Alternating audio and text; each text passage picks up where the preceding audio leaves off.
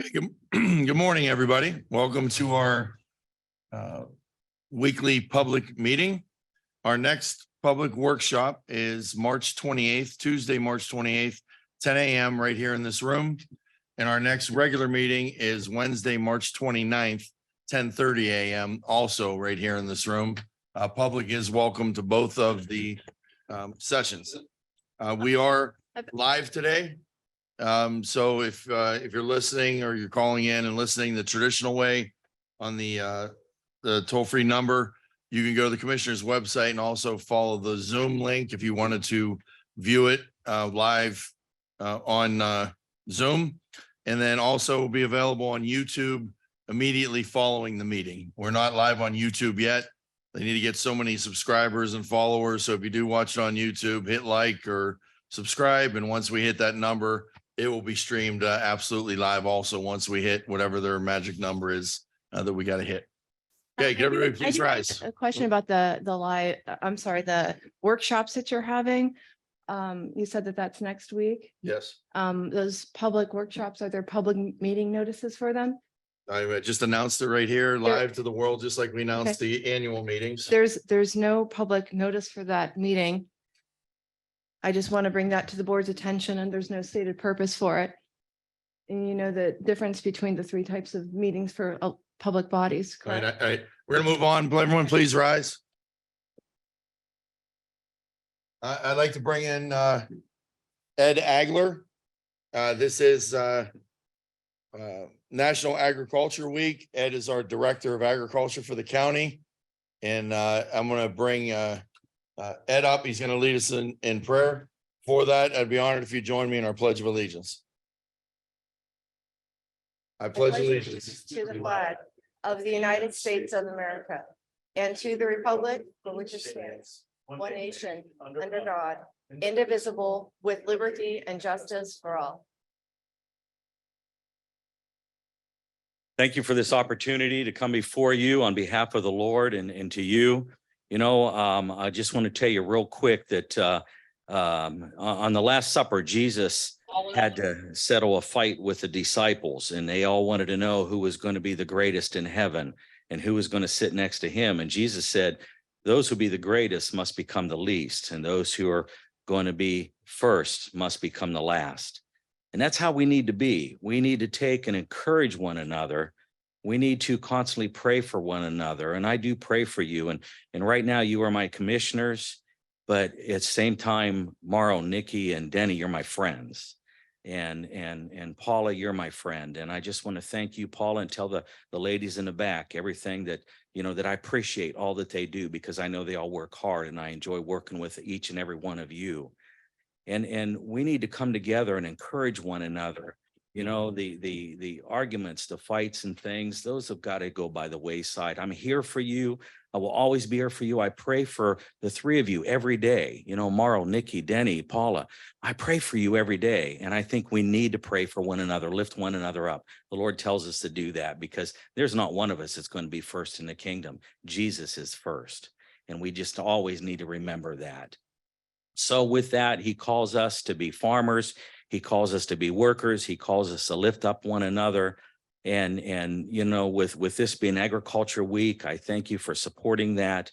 And agriculture is a big thing. And the Bible talks a lot about farmers and agriculture and you know, what it means to grow the wheat for the kingdom. And we are the wheat. And when he says, my fields are white for harvest, who shall I send?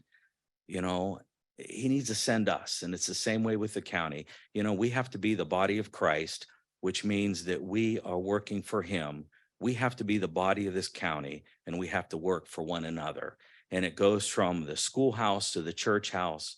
It goes from every department in this county. It goes from the custodian clear up to you commissioners and everybody in between. There is not one person here that's greater than anybody else. And we need to take that, what Jesus said to the disciples, by those who are last will become first. So with that, let's go to our Lord in prayer. Father, we thank you for this day that we can be together. I thank you for all that you do for us and for the fact that you gave your son to go to the cross for us, to die for us. And he just didn't die, he rose from the dead. And that's what set our faith separate from all the other faiths in the world. Nobody else ever rose from the dead, and he did. He said, I will rebuild my kingdom or my, in 3 days, I will rise. And he said, I will become a part of you and I will live with you. And he did, and he does. And Jesus said, I'm the same yesterday, today, and tomorrow, which means what he did yesterday, he will do today. And what he does today, he will do tomorrow. So we thank you for being the Son of the living God. You are the Word, you are the truth. You've told us that you are the way, the truth, and the life, and no one comes to the Father except by you. So Lord, I pray that in all the positions that we all carry in this county, that we all carry in our hearts and in our churches, that we would all come together in one voice, in unison, not only for you, but for each other. I pray that you would grant your peace to this meeting, that all animosities and all things, that we might learn how to say things in a proper way, is not to be discouraging to one another, but that we would be encouraging to one another. So Father, I thank you for the opportunity that we can serve this people in this county, that we can serve the people in our townships, that we can serve the people within our state, that we can serve the people within our whole country. And Lord, I just pray that you would do a revival in our land. I pray that this revival would take hold of everyone who listens. And Lord, I just pray that your healing power and presence of your Holy Spirit might come upon each and every person. Father, we just pray for the peace that you can give us, the peace that passes all understanding, and that we might be filled with the joy of your Son at this time, not only because of Easter, but the joy that he gives us by living within us. So Father, we just thank you for this day. We just praise you, O Lord, and we glorify you. And we do this in the name of our Son, our Lord and Savior. Amen. Thank you, Mr. Agler. Hey, Madam Clerk. Mr. Cantala Mesa, Here. Ms. Frenchco. Here. Mr. Malloy. Here. I'd like to start by making a motion from the floor and to encourage the board, as we just heard. I'd like to make a motion from the floor that all meetings by the Board of Commissioners will be properly noticed with a proper stated purpose so that we're complying with the Sunshine Law.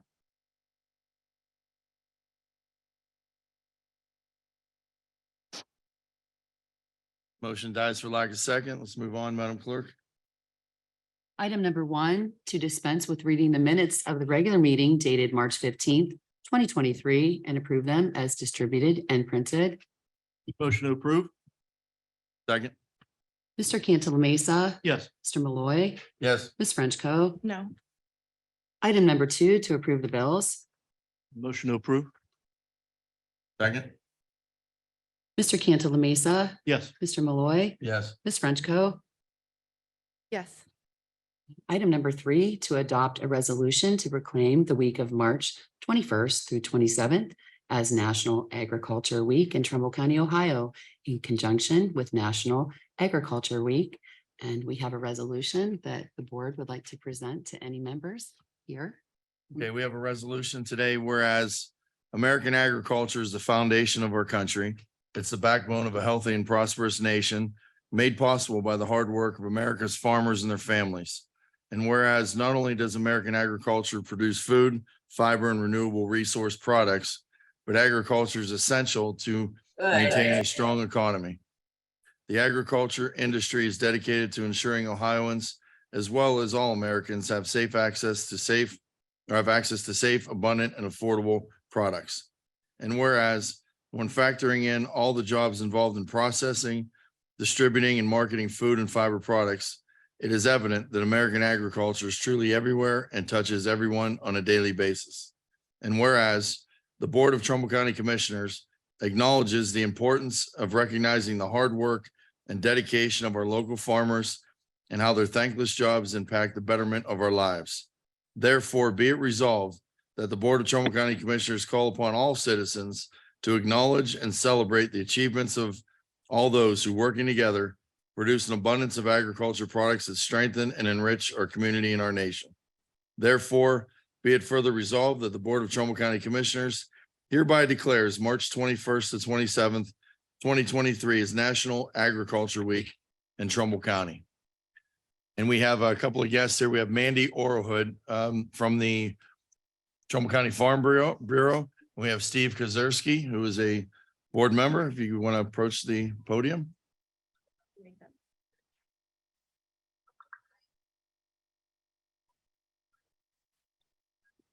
Good morning. Thank you, commissioners, for this. We're very excited. So agriculture is very important to us. And as the proclamation states, it is vital to our lives, our daily lives. So whether you see it, you're hearing it, or you believe it, we literally couldn't survive without our farmers. And agriculture is an important part of Trumbull County. So I just want to share a few fast facts about agriculture. 97% of the farms here in Trumbull County are family farms. Trumbull County has over 1,036 farms on over 124,000 acres of land in the county. The top 3 ag production sectors are farm inputs, equipment, and professional services, soybeans and other oil crops, and then dairy, cattle, and milk production. And those numbers are from 2017. And I think as we've seen over the last several years, farming is changing. We have a lot of new and beginning farmers that are starting to come in. We have a lot of small hobby backyard farmers.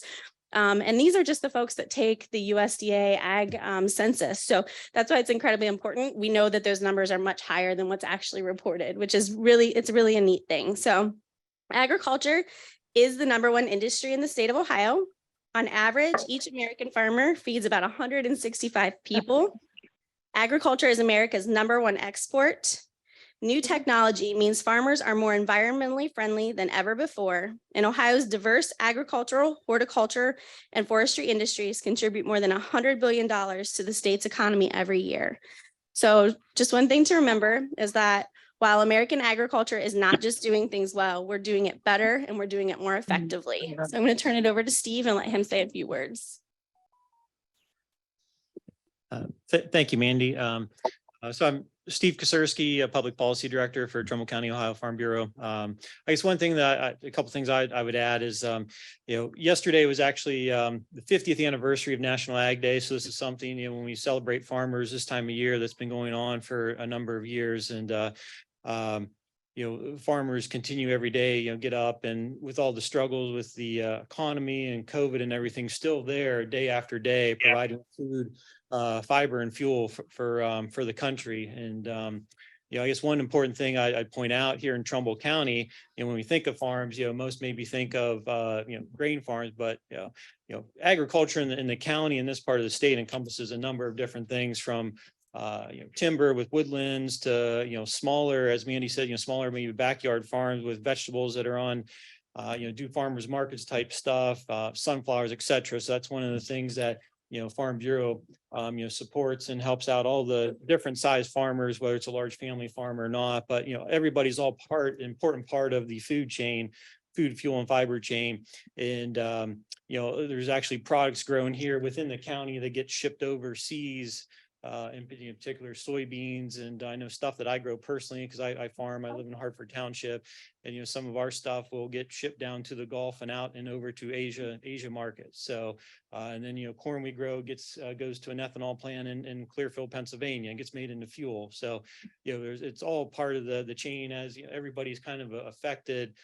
So when you think of farming, it's not just that family, but it's the whole chain of events that's very important to get from starting from a seed or an animal all the way to the dinner plate or to the end result. So a lot of things that go into that. So we appreciate the commissioners recognizing us and giving us the time to speak.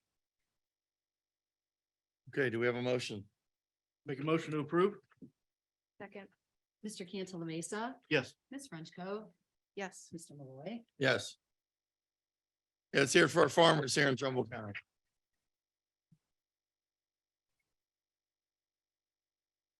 Can you join us over here by the flag and? Want me to take a picture?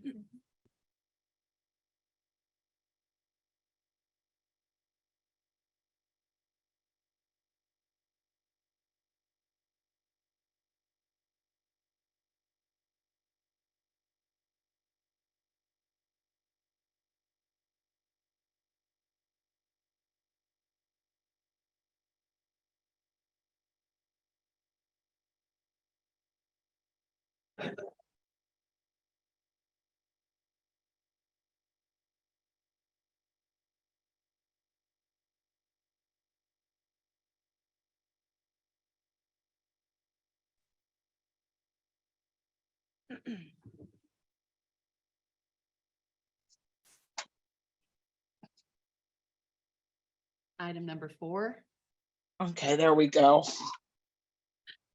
to receive the petition signed by owners of lots and land situated on Warren Meadville Road and Elm Road, State Route 5, beginning at the intersection of Warren Meadville Road and Durst Colebrook Road, and extending northerly along a portion of Warren Meadville Road, approximately 2,200 feet, and along a portion of Elm Road, State Route 5, from the intersection of Beaver Trail and extending northerly approximately 8,100 feet, located in Bezetta Township. Motion to approve? Second. Mr. Cantala Mesa. Discussion, right? In discussion. With this also, this is a project that is going to connect the water line into the Champion Bristol district instead of creating its own district, which is going to save costs for the residents that are going to receive this water service. And I'm going to commend Gary Newbrower for that instead of creating a new district, keeping the costs down. Also, I commend the Bezetta Township trustees. Once this was established, they got the petition signed in record fashion. The trustees went out with their clerk there and got the signatures they needed to move this forward. We're looking about 6 weeks from now to have the public hearing.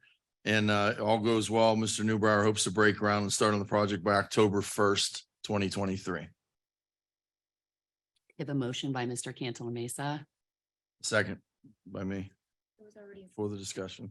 it was already moved and seconded already. Clerk. Mr. Can, I didn't Okay, hear him. okay. Thank you. Thank you. Mr. Cantala Mesa. Yes. Mr. Malloy. Yes. Ms. Frenchco. I second. Okay. Yes. Item number 5, to approve the personnel action for the employment of Mr. Anthony Cilinio for the position of draftsperson with the Trumbull County Sanitary Engineers Department, effective March 27th, 2023. Pay range 8, 0 years. It's $19, 82.8233 per hour. Motion to approve? Second. Mr. Cantala Mesa. Yes. Mr. Malloy. Yes. Ms. Frenchco. Yes. Item number 6, to receive the resolution number M-22-169 passed by the Brookfield Township trustees on December 5th, 2022, and a letter dated January 17th, 2023, requesting the Brookfield number 10 bridge to be renamed the Vietnam Veterans Memorial Bridge in honor of Marine Lance Corporal MacArthur Coleman, Army Private First Class Paul E. Good, and Army Staff Sergeant Martin Walker Jr., and the Trumbull County Engineers Office dated March 15, 2023, and set up a public hearing for the consideration of the bridge name change. The notice setting forth the date, time, and place of this public hearing shall be published in the Tribune Chronicle in accordance with Ohio Revised Code, section 5511.09. Motion to, Motion to receive the resolution passed by Brookfield trustees for the purpose of changing the bridge name. second, and just quick discussion. Trumbull County has a very, very rich history when it comes to this. In Ohio, there's not another county that has more bridges named after our veterans, whether it be our Gulf War veterans, our Vietnam veterans, our World War II veterans. Bob Marino is a big part of that. And now the Brookfield Township trustees, thank you for being here as well, are a part of that as well. We want to continue in that tradition. We want to commemorate and honor our veterans, and this is a way that we do it. So thank you so much. Ms. Frenchco. Yes. Mr. Cantala Mesa. Yes. Mr. Malloy. Yes. Item number 7, to concur with the Trumbull County Engineers Department to approve the sick and conversion plan pursuant to section 145.01 of the Ohio Revised Code and Ohio Administrative Code 145-1-26. Trumbull County Engineer is executing a plan for the conversion of sick leave and vacation leave to cash for leave that is accrued but not used during the calendar year as defined as January 1st through December 31st as part of an annual conversion plan. These earnings are earnable salary on which employer contributions can be remitted to OPERS. They are going to take 80 hours for sick and vacation leave will be 40 hours. Motion to approve. Second. Discussion. I just want to point out that this is the same number that the county commissioners uses, but they structure theirs in a fashion that that is better for incentivizing retention. I'd like to see if the commissioners could model the way. In what way? Do you see that where it says the conversion? They have to have at least 25 years of service They to do this. Yeah, so some of the things that other elected officials do might be some things that we should look at to model if it's makes. Do we have any employees that have 25 years of service in our office? I believe we do. Ask the HR director. In the commissioner's office, I don't believe we have any Okay. employees with 25 years, so none would qualify. Mr. Cantala Mesa. Yes. That's Mr. under Moore. the commissioners. Under us as a appointing authority. You mean the whole body then underneath us, not just the commissioner's office? Again, this isn't general fund money. This is all money that that is sort of a pass through for the commissioners, so we don't control it anyway. It's Randy Smith and the highway engineers money. Mr. Malloy, Yes. Ms. Frenchco. Yes. Item number 8, to concur with the Trumbull County Engineer to grant the special hauling permits to move overweight equipment. That's with Diamond Steel Construction Company and Pioneer Heavy Haul Incorporated. Motion to approve. Second. Mr. Cantala Mesa, Yes. Mr. Malloy, Yes. Ms. Frenchco. Yes. Item number 9, to concur with the Trumbull County Engineer to grant the special annual supplier fleet permit. That is with James E. Mateko Incorporated and Faust Leasing Incorporated. Motion to concur with the Trumbull County Engineer to grant special annual supplier fleet permits to James Mateko and Faust Leasing. Second. Ms. Frenchco. Yes. Mr. Cantala Mesa, Yes. Mr. Malloy. Yes. Item number 10, to concur with the Trumbull County Engineer to grant the right-of-way permit, and that's with Dominion East Ohio. Motion to concur with the county engineer to grant the right-of-way permit to Dominion. Motion, second, I'm sorry. Ms. Frenchco. Yes. Mr. Cantala Mesa, Yes. Mr. Malloy. Yes. Item number 11, to acknowledge the resignation of the members listed of the Workforce Development Board of Trumbull County effective March 31st, 2023. That's Mr. Scott Brush. That's Miss Lisa A day. today and Mr. Stephen Talego Senior. Motion to approve. Second. Mr. Cantala Mesa, Yes. Mr. Malloy. Yes. Ms. Frenchco. Yes. Item number 12, to authorize Denny Malloy, President of the Board of Trumbull County Commissioners, to execute on behalf of Trumbull County the revised subgrant agreement for use by the Trumbull County Sheriff's Office, that's TAG Law Enforcement Task Force. Motion to approve. Second. Mr. Cantala Mesa, Yes. Mr. Malloy, Yes. Ms. Frenchco. Yes. Item number 13, to approve the promotion of Miss Chelsea Costello as an administrative assistant, non-bargaining employee with the Trumbull County Department of Job and Family Services effective Monday, March 20th, 2023. Ms. Costello will be paid $23.96 per hour with full county benefits and will be required to serve a 9-month probationary period. Motion to approve. Second. Discussion. This item is the first, this is the first hire that was sent over by the new HR director coming from that department. And this employee doesn't meet the minimum qualifications required. I have the rubric in front of me. It says that they are required to have 3 years of relevant agency experience. And this position, this candidate is the only one that has 0 years, yet this candidate is being advanced to the position. I also had some concerns about the subjectivity of the process And as well, this person, I believe, shares the same last name as other tenured employees there. So I wonder if, can anyone answer, is that a family member to Melanie Costello? Okay, is it? Okay, but does not the relevance also, should it consider the fact that they don't meet the minimum criteria? Can you step up to the podium? please? I'm looking at the rubric that you sent over, and it says that there's 0 years of agency experience. Did you make a mistake, or is That this? is incorrect. She's been employed with the county for 4 years.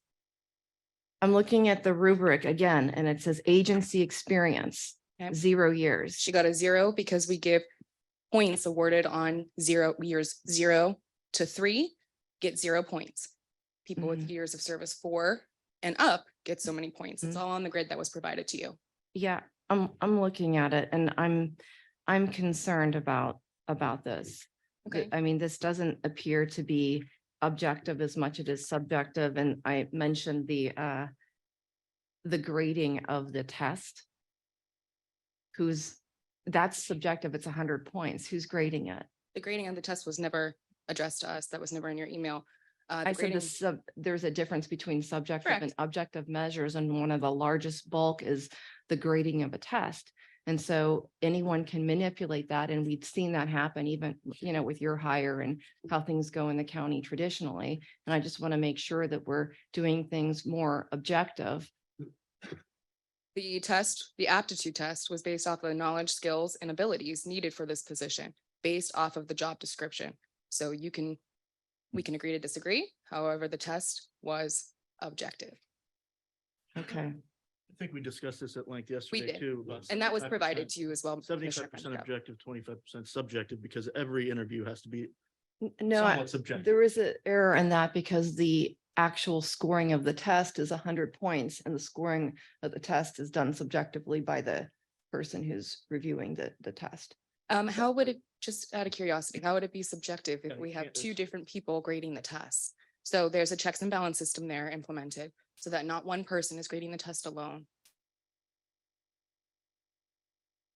I'm looking for an answer for that. I don't consider that subjective. I do, because we see how people get advanced, and then they bring up their other friends and such like that. You We- just, we've al- excuse me. No, I'm responding to that. I We've do- we've got a number of people from that agency who have complained that you're filling the position with your best friend at Yeah. work or something. And I don't like Okay, seeing that. Commissioner, you just you started out this whole thing accusing this person of being a relative of another Costello. She said it isn't. So they're then you not. went for Okay. another angle because that first angle Oh, didn't it's- fit your narrative. You can't try and criticize people from 5 or 6 different angles. I'm You criticizing the started whole this off by hiring accusing process. them of something wrong. Which It's was. the whole hiring process that lacks any integrity across the boards in Trumbull County.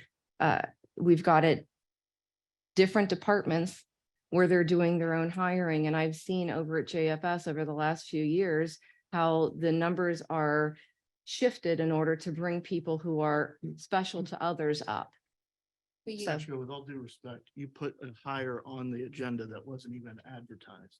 You hand selected somebody to put on the agenda. to No be your different, assistant. no different. This is Okay. completely different. What's completely a- different is Martha cutting me off, Yoder. but that's Martha fine. Yoder is a new auditor, and she brought with her someone because they have the ability as an Like, elected we- official to we bring operate as a someone in, whole. to bring someone into unclassified service. I suggest that you review the revised code. I It's suggest section that you review it. 12411A8 is the one that authorizes the Board of Commissioners to bring someone into. Let you speak and cut me off, but Well, what you don't understand is the Don't strength say of something this- that's not The true. strength of this body is in the board and in the majority of the board. If the majority of the board doesn't want to hire somebody, Okay. they're not hiring them. I would like to just end with the entire grade for the non-bargaining for job and family services is worth 200 points. We did give you a calculated detail of what each category is ranked as points and what is subjective versus objective. When you're looking at a 200 point overall and 50 points only could be considered subjective. I will give you that. An interview is absolutely can be subjective. And- However, Interesting. 150 points out of the 200 is objective. That's more than majority needed to be fair and equitable in the hiring process. And you did state yesterday, you interviewed 7. Correct. Some of the other things that I see that I've seen in the past here in Is this Trumbull County. relevant to this? Yes, Address the chair. No, it is. Let's be relevant to the. No, the other things that are honestly subjective, though they're ostensibly objective, is discipline. Because if someone's actually protected for some matter, they won't have a discipline in their record, even if they lie or make social media videos from their desk, because you didn't have anything in your background Right. because it was, We're gonna move because forward. You're getting the way dir- off track. the You're doing personal director, attacks. no, the The director, chair's not going to stand for it. the Commissioner director Frenchco. has the We're gonna move ability to on. manipulate who gets You're telling you disciplined have and more who than enough doesn't. time. You're off Okay. track from this agenda item. We're No, going to move it is- forward. It is this You're agenda. not item. addressing the chair. We're going to move forward. It is the agenda Madam item. Clerk. Mr. Cantala Mesa, Yes. Mr. Malloy. Yes. Ms. Frenchco. Because it appears to be favoritism and it lacks objectivity and is more subjective, no.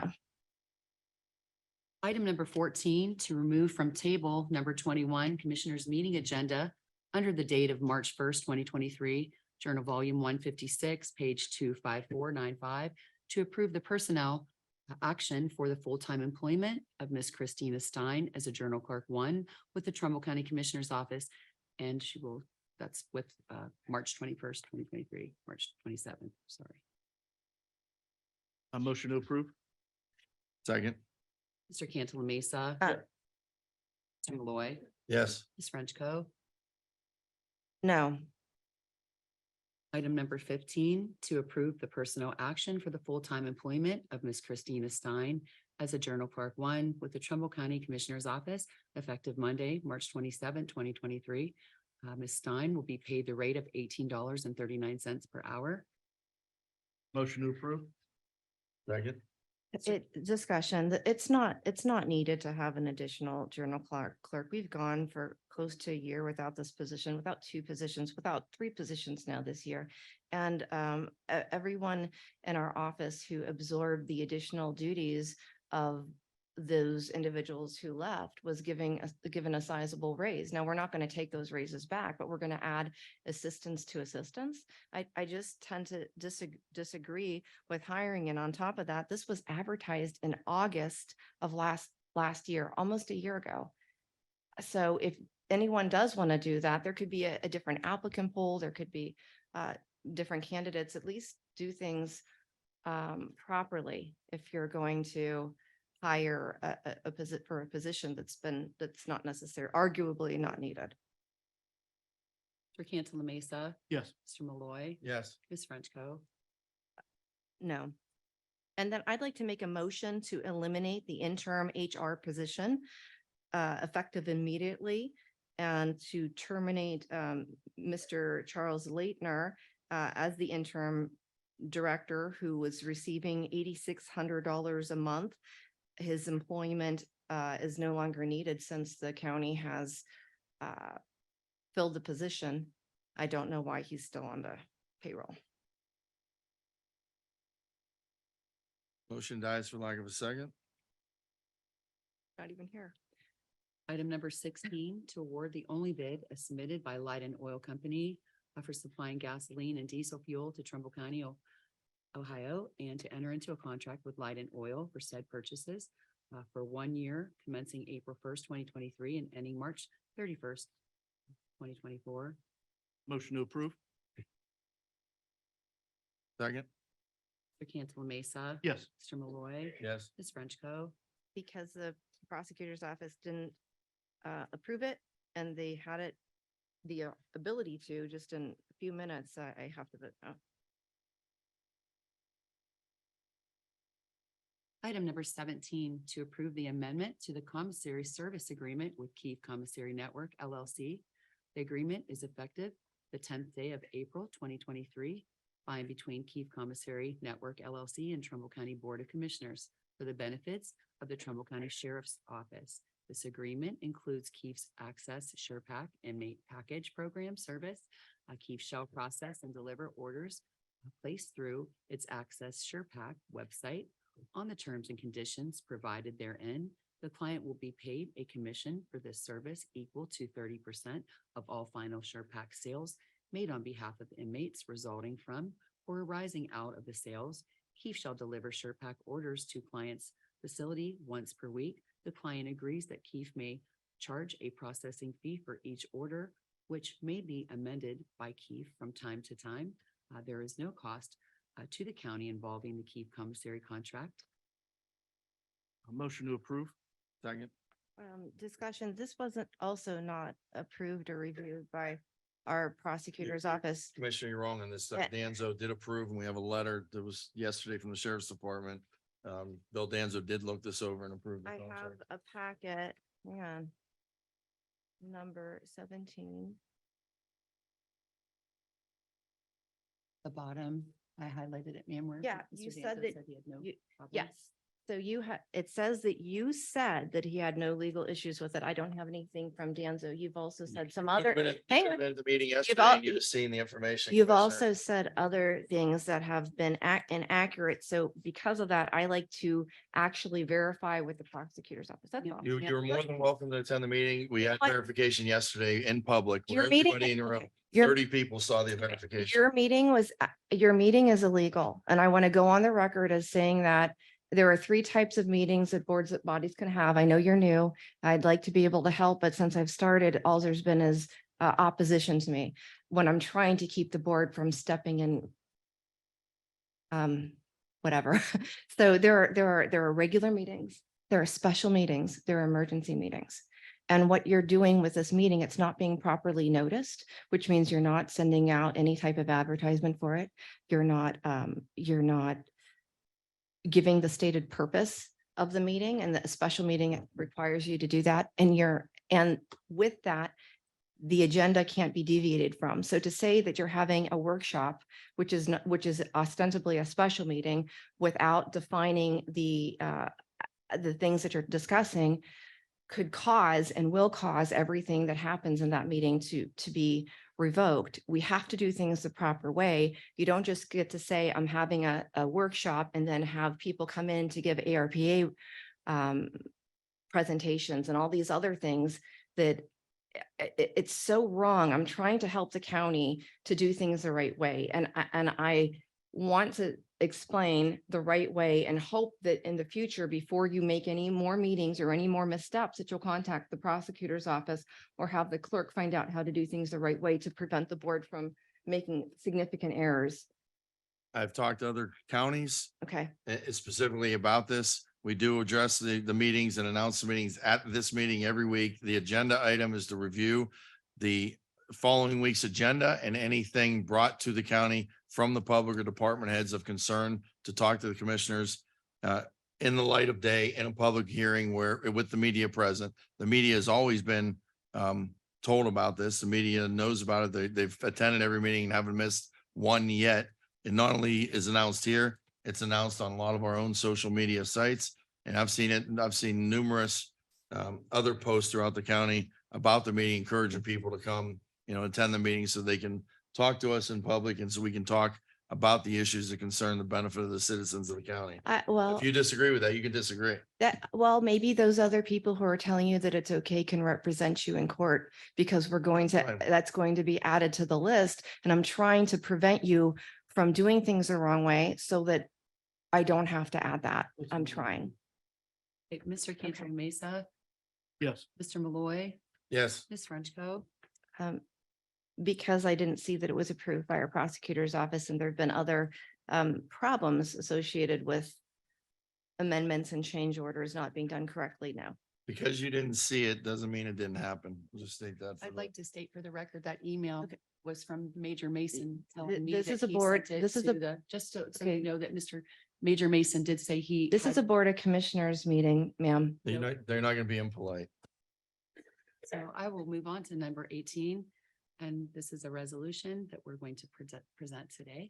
And it's to adopt a resolution proclaiming the month of April 2023 is Child Abuse Prevention Month in Trumbull County, Ohio, in conjunction with National Child Abuse Prevention Month. April marks the anniversary of the National Child Abuse Prevention Month and the 18th annual Pinwheels for Prevention event. To promote the community cooperation, Children's Services will host a brief press conference on Wednesday, April 4th, 2023 at 1:30 PM by displaying 1,256 pinwheels at Warren City Hall. Each pinwheel represents one report of child abuse or neglect for the year 2022, for Trumbull County.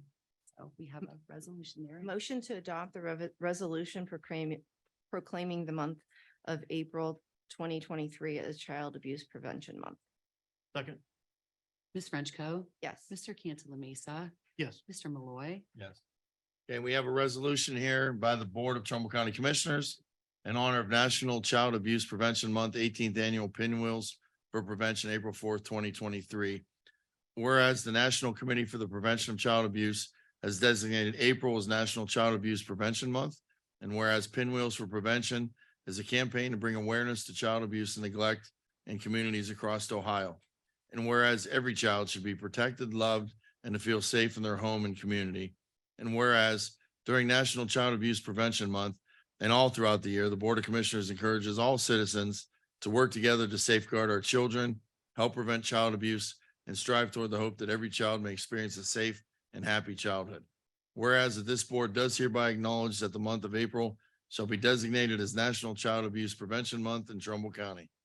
Therefore, be it resolved on April 4th, 2023 at 1:30 p.m., Trumbull County Children's Services will kick off National Child Abuse Prevention Month with their 18th annual Pinwheels for Prevention ceremony by planting 1,256 pinwheels at City Hall in Warren. Each pinwheel represents one report of child abuse or neglect in 2022 and is a means to enlighten citizens of the abuse endured by children in Trumbull County and to encourage their support to hurting families so that all forms of child maltreatment can be prevented. And would you like to step up to the mic and say a few words?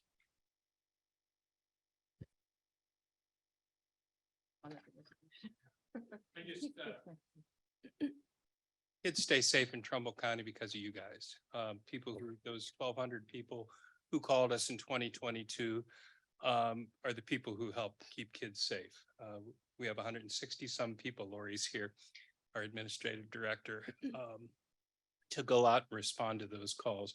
But you guys make the calls, law enforcement, educators, grandma and grandpa and aunt and uncle and next door neighbor. So see something, say something is always our message. And we're really thankful for your support, the commissioners and other public servants. Can't do without you. Thank you. Thank you and all the caregivers. Okay, do you want to come up and we'll do a Well, presentation to they- you, then we'll do another one on April 4th, I mean, just like we did with the farmers.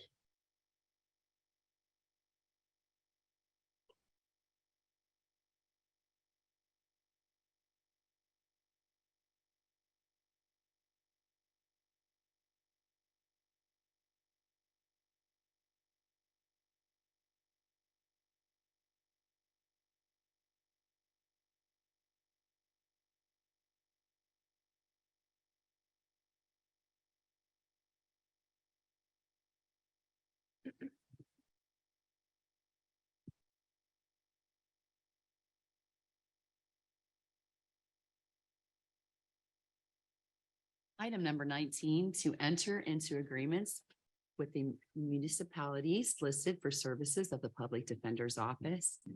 And that will be the City of Warren, Village of McDonald, Village of Lordstown, City of Cortland, City of Hubbard, City of Girard, and City of Niles. Motion to approve. Second, Mr. Cantala Mesa, Yes. Mr. Malloy, yes. Ms. Frenchco. only because I didn't get an email or the proof that our legal counsel reviewed it. No. Item number 20. To accept and approve a petition of Skyline Developers LLC to create a drainage district in accordance with Ohio Revised Code 6131.63 to be known as the Forest Hills Estates Drainage District number 3 in Howland Township. And this is going to be a request to accept and approve the petition of Skyline Developers LLC to create a drainage district to be known as Forest Hills Estates Drainage District number 3 located in Howland Township, and to authorize the Board of Commissioners clerk to record the petition in the office of the Trumbull County Recorder. Motion to accept and approve the petition of Skyline Developers LLC to create a drainage district in accordance with the Ohio Revised Code 6131.63 to be known as the Forest Hills Estates Drainage District, number 3, Howland Township. And to accept and approve the petition to authorize the Trumbull County Commissioner's Clerk to record the petition and to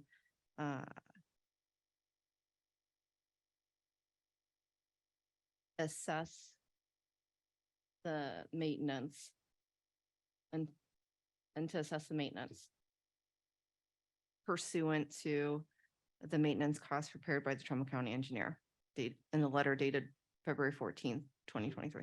So to defer the maintenance, defer the assessment or to assessment immediately?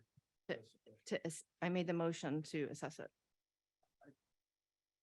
Second it, but I'm a little confused. The last developer we had in here, you wanted to defer the payments.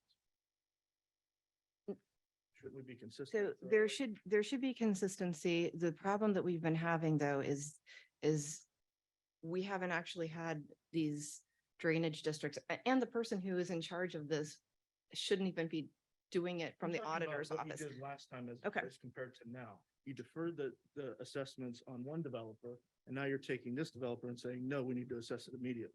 Well, I've learned, and so have you, and so has the board, that whenever we defer things, that it's, Why did you defer it then? What do you mean? We knew about all this. We had those drainage districts on the book. well, we've had more meetings to see how some of the problems were arising without making the assessments at the So we're beginning. gonna If you choose not to, that's We're fine. I gonna mean, pick winners and losers. We're gonna say Oh. this developer has to pay, this developer doesn't have. to. I don't understand. there's been no consistent drainage district policy. This predates me. And so when Yes, I, there has, now there has. There's a Yes, schedule, just there's a now. schedule of assessments. There's everything that we need to do this. but But, and there When- was when was the before, when drain- we changed. No, there wasn't. Excuse me, when we changed the subdivision rules and regulations, when this was was, yeah, all in place. and you know when that was? That was before the Altobelli Drainage District. And now you're saying we should have deferred it then, and now you're saying with this, we shouldn't defer it. I'm just curious as to why it's inconsistent. I have I a mean, if you- question here. I have a question here. Maybe you can answer. In the resolution down below, it states the Trumbull County engineer reviewed it. And he has accompanying exhibits and finds it that no maintenance assessment is required at this time. Right. So why would we vote to assess if the county engineer said there's no assessment needed? Not I'm a just- little confused on the language. Not just there. that, but the prosecutor said basically Okay, it's an administrative decision, but here's my I point. rescind my The point- motion and I want to make a motion to table this until next week. Table it? Yeah, if you guys are, if you still have questions. I make a motion you to have defer the payments. Okay, To be for consistency, but Commissioner, I do think we do need to meet over this to go over in the future, but I don't think we should set the precedence We don't- of picking winners and losers. we here. don't have. And that's any- what we're doing. we and don't You're have it- interrupting me. We don't have an administrator of the drainage district under the commissioner's office. Where there's no one, the commissioner's office are supposed, the commissioners are the, under us should have the administrator. And we've got so many, since I've been here, there have been drainage districts that come up and every taxpayer in this room and everywhere else is paying to put the bills for. Except for the Altobelli one. For private developments, because they get deferred, and then we end up in a situation where people are coming in. I'm concerned about future liability, because imagine you buy a house and then you need to come up with all this money to This fix is the, deflecting. to fix the drainage district. And you found that at the beginning of the development, the contractor didn't do. The what issue needed to be done. here, the issue here at hand is that you voted to defer payments Okay. on one developer, and now you're saying, no, not on this one. So the board has to be consistent in its policies and procedures, correct? That's best Isn't that- practice, Oh, correct? okay. I I'm just not don't here to argue with understand. you. I don't understand why we're gonna punish one developer, No and one's not the being other punished. developer. Especially when the subdivision rules and regulations are pretty spelled out, and that happened prior to the other drainage district that we had. Mm-mm. So yes, it did. And you argued in that meeting that it's better for economic development to defer for the developers. But now you're saying it's better to assess for the developers. Go check the minutes. Okay. The All right, so where are we at here? motion. I'll make a motion to defer the assessment. I'm For- leaning more for the- towards supporting the county engineer and that there's no maintenance assessment required this time and deferring it. Motion to defer, That's, Mr. that's Cantala exactly Mesa. the motion. I What, made. what about who's going to be administering these though, to make sure that there are collections? That's what I'm concerned with, because as it stands, we've done so many drainage district projects and I don't think any assessments have happened. And until the assessments occur, then every taxpayer's paying for someone else's development. And I don't That- think that's fair. So but- when is but- that going to happen? Because we don't have anyone who's an administrator of the county to make sure that that's going on. Here's an We have idea. The open- board's gonna do it. Oh, then cause it to be done, because I can't cause anyone to bring me a file. Thank you. The board will do it unless you want to hire an administrator and put it on here to manage the drainage districts for 100,000 a year. But you're talking about $18 an hour for a clerk. Makes no sense. Okay. Mr. Cantala Mesa to defer. Motion Oh, to what defer. about the other motions? You have to address Said you those. rescinded it. Rescinded it, and then I made a motion to table. So just make sure it's all documented There was correctly. no second for the motion. to Okay, table, so so then the motion president died. has to say, And there was no motion okay, to table. That died without a lack of a second. And then Commissioner Cantalasa submitted another motion. Motion to defer the assessment Mr. Cantala Mesa, and concur with the highway engineer. Yes. Mr. Malloy, Yes. Ms. Frenchco. yes. Item number 21, to accept and award the proposal submitted by Quality Metal Works Incorporated to install new safety railing in the grandstands at the Trumbull County Fairgrounds in the amount not to exceed $22,920. The other proposal was Murphy Contracting. Motion to approve. Second. A discussion. There's no request for quotes associated with this. There are only two qualified contractors certified in this department. that can do it. Even still, a request for quotes is what we need to be looking at. And also, I would like to find out if the county has any type of policy or consider one for DBEs or VOSBs, which are veteran-owned small businesses. Because the other one, which is like about 1,000 off, is a small veteran-owned business. No, okay. No, wait, That's I'm fine. looking. The veteran-owned business is Just- Murphy Contracting? Is that what you're saying? Yeah, just, Okay. it's okay. So you don't want to award it to the No, lowest? I'm just, You want to I'm award it to just somebody else? asking if we can have a consistent ranking tool. I know when I first started that there were some small business people who are coming and asking us if, when it came to small contracts and smaller contracts, we can consider certain Instead of things. paying more money? Okay. Mr. Cantala Mesa, Yes. And the Malloy? quote is not here. Yes. There's no quote. Ms. Frenchco. Because it needs done, yes. Item number 22, to accept and award the lowest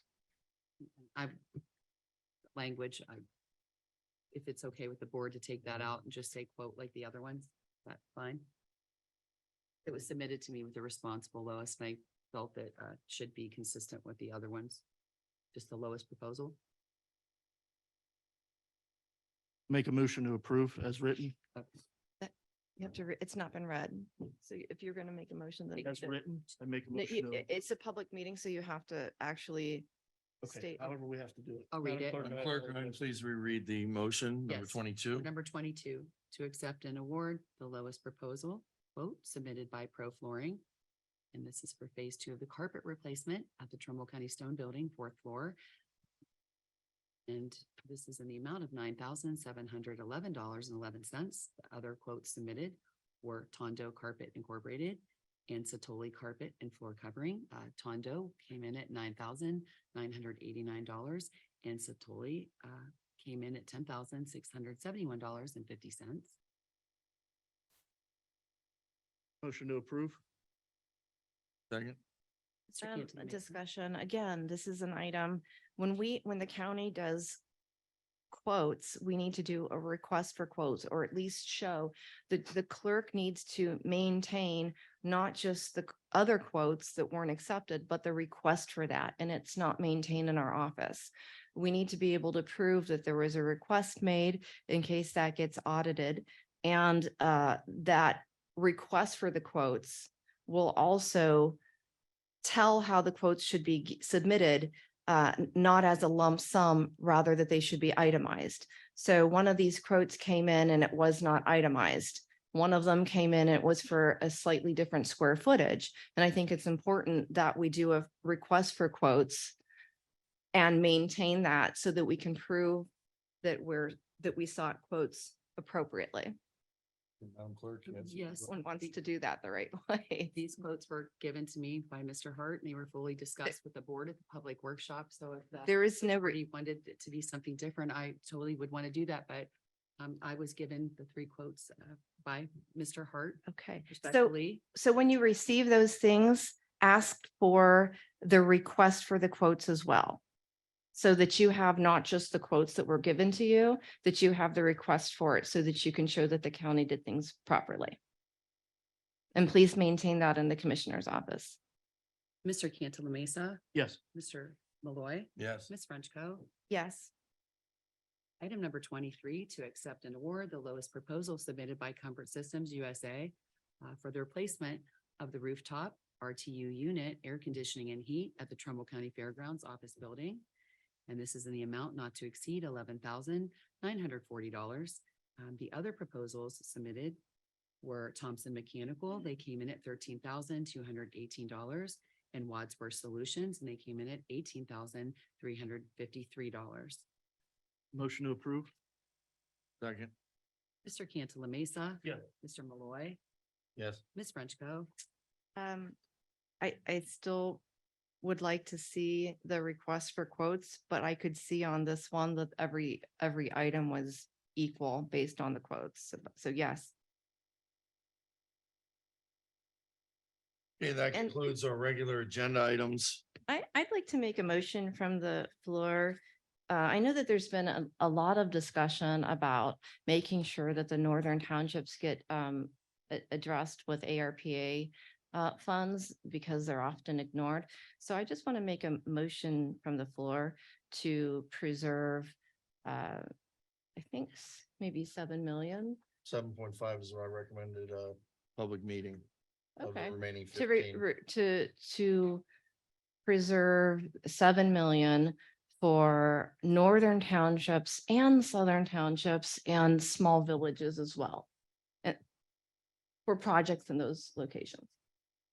Supposed to have a meeting on this? Yeah. You did No, plan the meeting yet? I made a motion from the floor, again, let me restate that, to preserve $7 million for projects in the northern townships, the southern townships, and All the townships. no, the smaller ones, and to include small villages as well. I'll second that to get the discussion. And I'd like to have discussion. This is something we've talked about since the very first meeting that we had, very first meeting here and very first workshop meeting. And one of my main goals when I got elected was represent the townships, and I've been in contact with many of them. We have many, many township applications out there, and I have brought it up in public meetings. When I found out we only had 15 million left at the previous board, had already spent 23 million before I got here, that I wanted to make sure that the rural areas and outside of city limits got some love too from the Board of Commissioners. They felt that we cared about them with their requests and their grants. And I did recommend 7.5 million for that.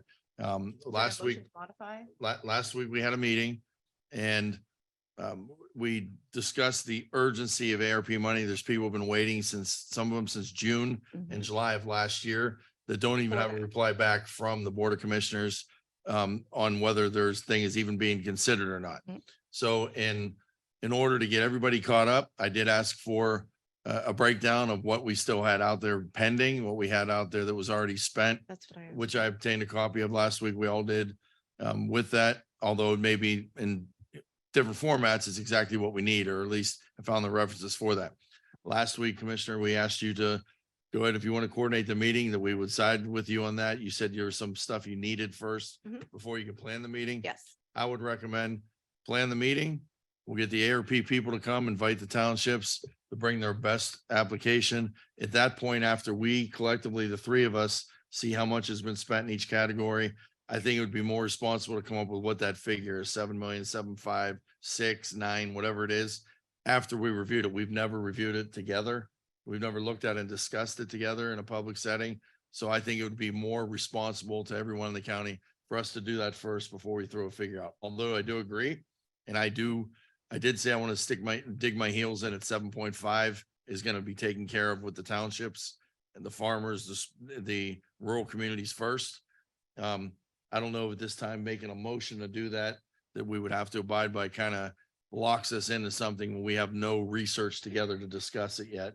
Although I do agree in the direction that you're heading with this. So as for that, the additional information that I requested it going on 3 weeks ago. And I asked that the staff put together an Excel spreadsheet for me. You instructed the staff not to, and you told them that because the majority of the board didn't ask them to do that, that they weren't allowed to do that duty for me, which was for the purpose of making sure that I don't believe that's that true at all. that is it. That is what the email says. In addition to that, I don't even have a computer, a laptop. And I know Mr. Cancel Mesa said that he would trade with me in the interim. There are And three computers that you again, need. we've already talked about There this. are three Okay. laptops sitting. With a brand new mouse Nope, that they bought I don't- for I its don't. high sensitivity. Okay, so it's not, there's nothing connected to my, I have no computer at the end of the day. Either way, I'm an elected official and I should be treated equally. And if the other commissioners are allowed to have employees do things for them, and they are going to prevent them from giving me the things that I need in order to make decisions for the county that I was elected to make, that's just plain wrong. On top of it, violating a sunshine law. The majority of the board, but thank you for admitting it. The majority of the board does not get to instruct staff what to do and what not to do behind closed doors as it relates to not providing a service or a task for a duly elected official. And I just wanted to bring that up publicly here, that's what's going on. I'd love to pull together a meeting, but I've been asking for 3 weeks for staff to do a basic task. And since they're not allowing them to do that, and I don't have a computer, I don't have what I need, in my opinion, to put a meeting together. So as long as you guys will be kneecapping me and tying my hands with staff and playing little games that are stupid games that are going to result in stupid prizes, I think that we're gonna have problems because the people in Trumbull County want us to work together. And when you're playing games with staff, then that prevents us from being able to do what's right for the county. Commissioner, what you're saying is wrong. Some of what you're saying is an absolute lie. I am very welcoming. I'm very welcoming the proceedings that you've called against us to show, just like you accuse Ms. Costello being a family member, you're accusing a lot of people of a lot of things that are false. You are going to be embarrassed when you find out the results. Secondly, when it comes to the stuff you requested where you're saying we're not complying, it's my time on the floor. And we're not complying. Last week, you went in the clerks and said you wanted a spreadsheet, you wanted this stuff, you wanted names and phone numbers of everybody that requested ARP. The clerk stayed and I signed the paperwork to allow them 3 hours overtime, 2 people to stay here until past after 7 o'clock at night to get you what you needed on that day. How smart is that to give someone 2 people 3.5 hours of comp time to put together a list that would take a normal person a half an hour to do?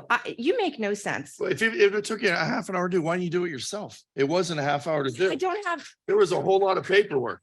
There was a ton of paperwork these clerks had to do to go through every ARP That's application. exactly the On a day that misogynistic Sheriff state- was off and a day that Mr. That's the Masaki was. misogynistic statement that he said as well. Morrow said the same thing. He said, why don't you just do it yourself? So clerical staff is only accessible to the men on the board? No, they did it for you, not for me. I didn't want them to do it. They wanted to do it to accommodate you. I tried saying, maybe you can wait until tomorrow. Maybe you No. can wait until Sheriff comes back. And they said, no, Commissioner Frenchco No, needs it for a meeting tonight. No, I need Or it. needs it immediately. So we want to get this done. Okay.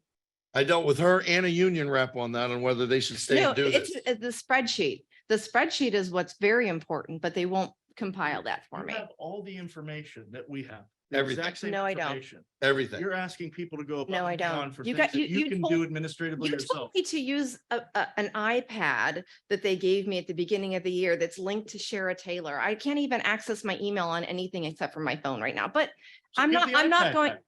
okay, it's in my office. It's, If you're not using it, give it back. It's a waste of money. I mean- how about having two HR directors, one getting paid $8,600 a month is a waste of How money. about you breaking your computer and then saying No. you want a new computer and you won't accept 3 that are ready to go right now? Okay, Is that a waste of money? I mean, these are games. yeah, they are. I mean, that is serious. There are 3 computers. He said you can't use it because the touchpad doesn't register your low blood pressure. We'll give you a mouse, a high-tech mouse. You click, it registers it. What's the difference between a touchpad and a mouse? Wow, yours gets fixed. It's No, not like no, it's not no. gonna get Yours fixed. is being repaired right now by IT. So we were supposed to go spend $1,700 more because you want it right now and you can't use one of the loaners for right now. Makes no sense. It's just obstructionism. It's just trying to uphold or trying to play the victim and trying to play to the crowd of whatever crowd you're playing with I'll right now. not be a And we're perpetrator. trying to move forward in this county. We're doing great things in this county. We have more than 30 people at every workshop we've Absolutely. had. We've had more department heads They're than we've ever illegal. had in the last 20 years, from what I hear from most employees that are active and engaged and want to move forward together. A You're 3-hour welcome to join the ride because we're moving in good places. 3-hour and You're meeting. welcome to come with us. So you have a 3-hour workshop, a 3-hour or however long these meetings are, and you're holding all the staff up for, and their days are only 6.5-hour days, mind you, because I don't know that the general public realizes that the county employees get paid for 8-hour It's about days, 4 hours and they longer than work your days. 6.5. So that's what the employees are doing. You got department heads sitting at one meeting that's behind closed doors that we have $70,000 worth of equipment, but they are still having, and we have the ability to call in, but they're still having their workshops, illegal workshops in a fashion that you're not allowed to call in and that they refuse to use the Zoom Zoom. And whenever I ask that for that link in order to be able to call in, for the Zoom meeting for the workshop, they advised me that I need to talk to the other commissioners. It appears as if you two commissioners are prohibiting the staff from setting up the technology for people to call in on the workshops. Is that true? Absolutely not. We have new technology as of today. Okay, so, You are invited to the workshop. so You we're- don't attend. so will the workshops be public now? Yeah, absolutely. That's. No, I mean with the ability to call in and phone Are in. you gonna attend Yes. the workshops publicly or are you That's gonna good have that them they- behind closed doors? like I'm you not going to normally do? participate in any illegal You're gonna have- meeting. You're gonna have yours behind closed doors. No, I do But you- research. It's But you fine. preach and Okay. beat your chest about transparency, but at the same time, you're having your workshops behind closed doors. No, We're doing it in the middle of 40 people no, what I'm, and the press. there's a, There's a difference. Yes, I'll respond and explain the difference. When you go to a meeting to work with the department heads, to just have the department heads tell you how to vote. That's not the- what the- happened. The point of And order.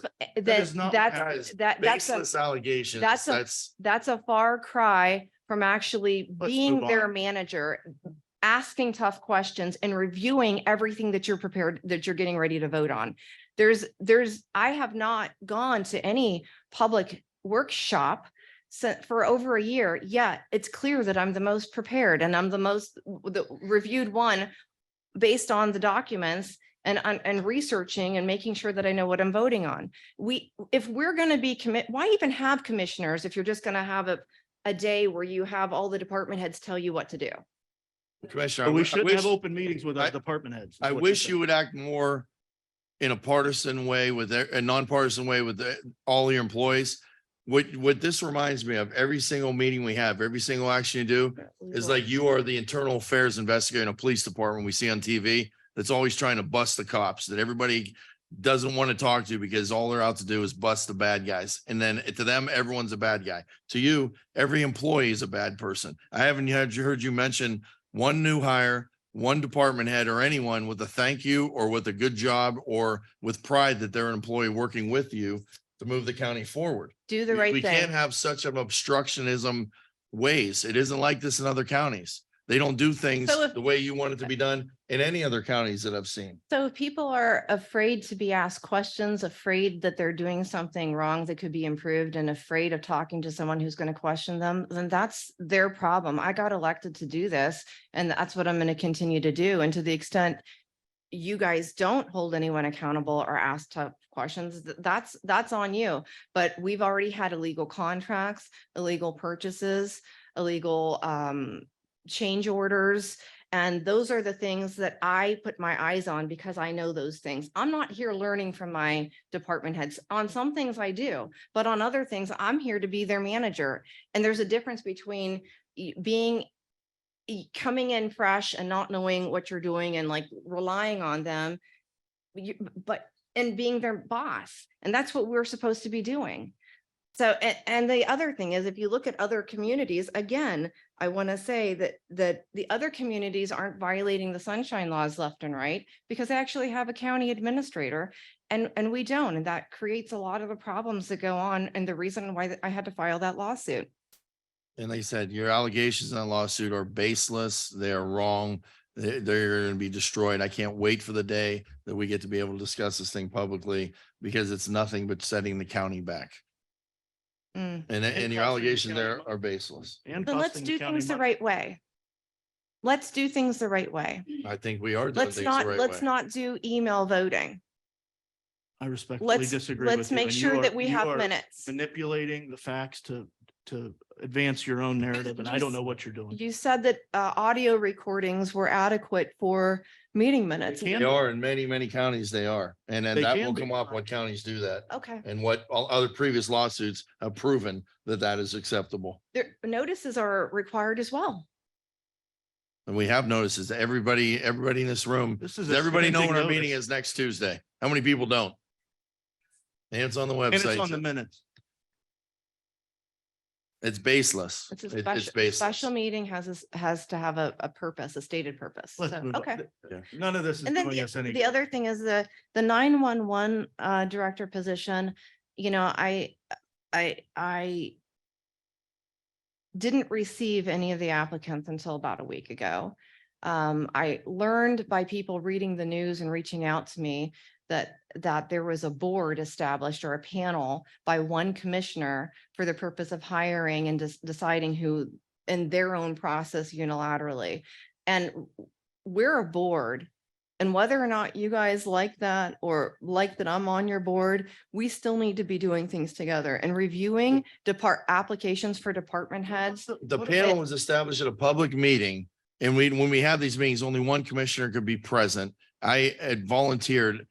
Charles is the one that set up that board and that panel, our human resources director. I volunteered to represent the commissioners, just like the Corps of Engineers meeting where I was the designee to be there. And you showed up and violated the sunshine law by being on the phone, talking to the Corps of Engineers, making decisions on behalf of what you're going to get done and what you're not going to get done. And we had two commissioners in one meeting and you took over the meeting and answered all kind of questions and gave directives to people on what to do and how to do it. That was a violation of the sunshine laws, not me being on a panel with other employees to screen applicants. That was put together by our human resources department and approved in a public meeting for me to be the designated commissioner to attend What that. public meeting was that approved at? That was at one of our workshops with 911 director and human resources when we discussed the 911 director hiring, There, which you were invited to. Here's my question. Why wouldn't we want to have the sheriff, the EMA director, a fire chief, all these different individuals that are going to work hand in glove with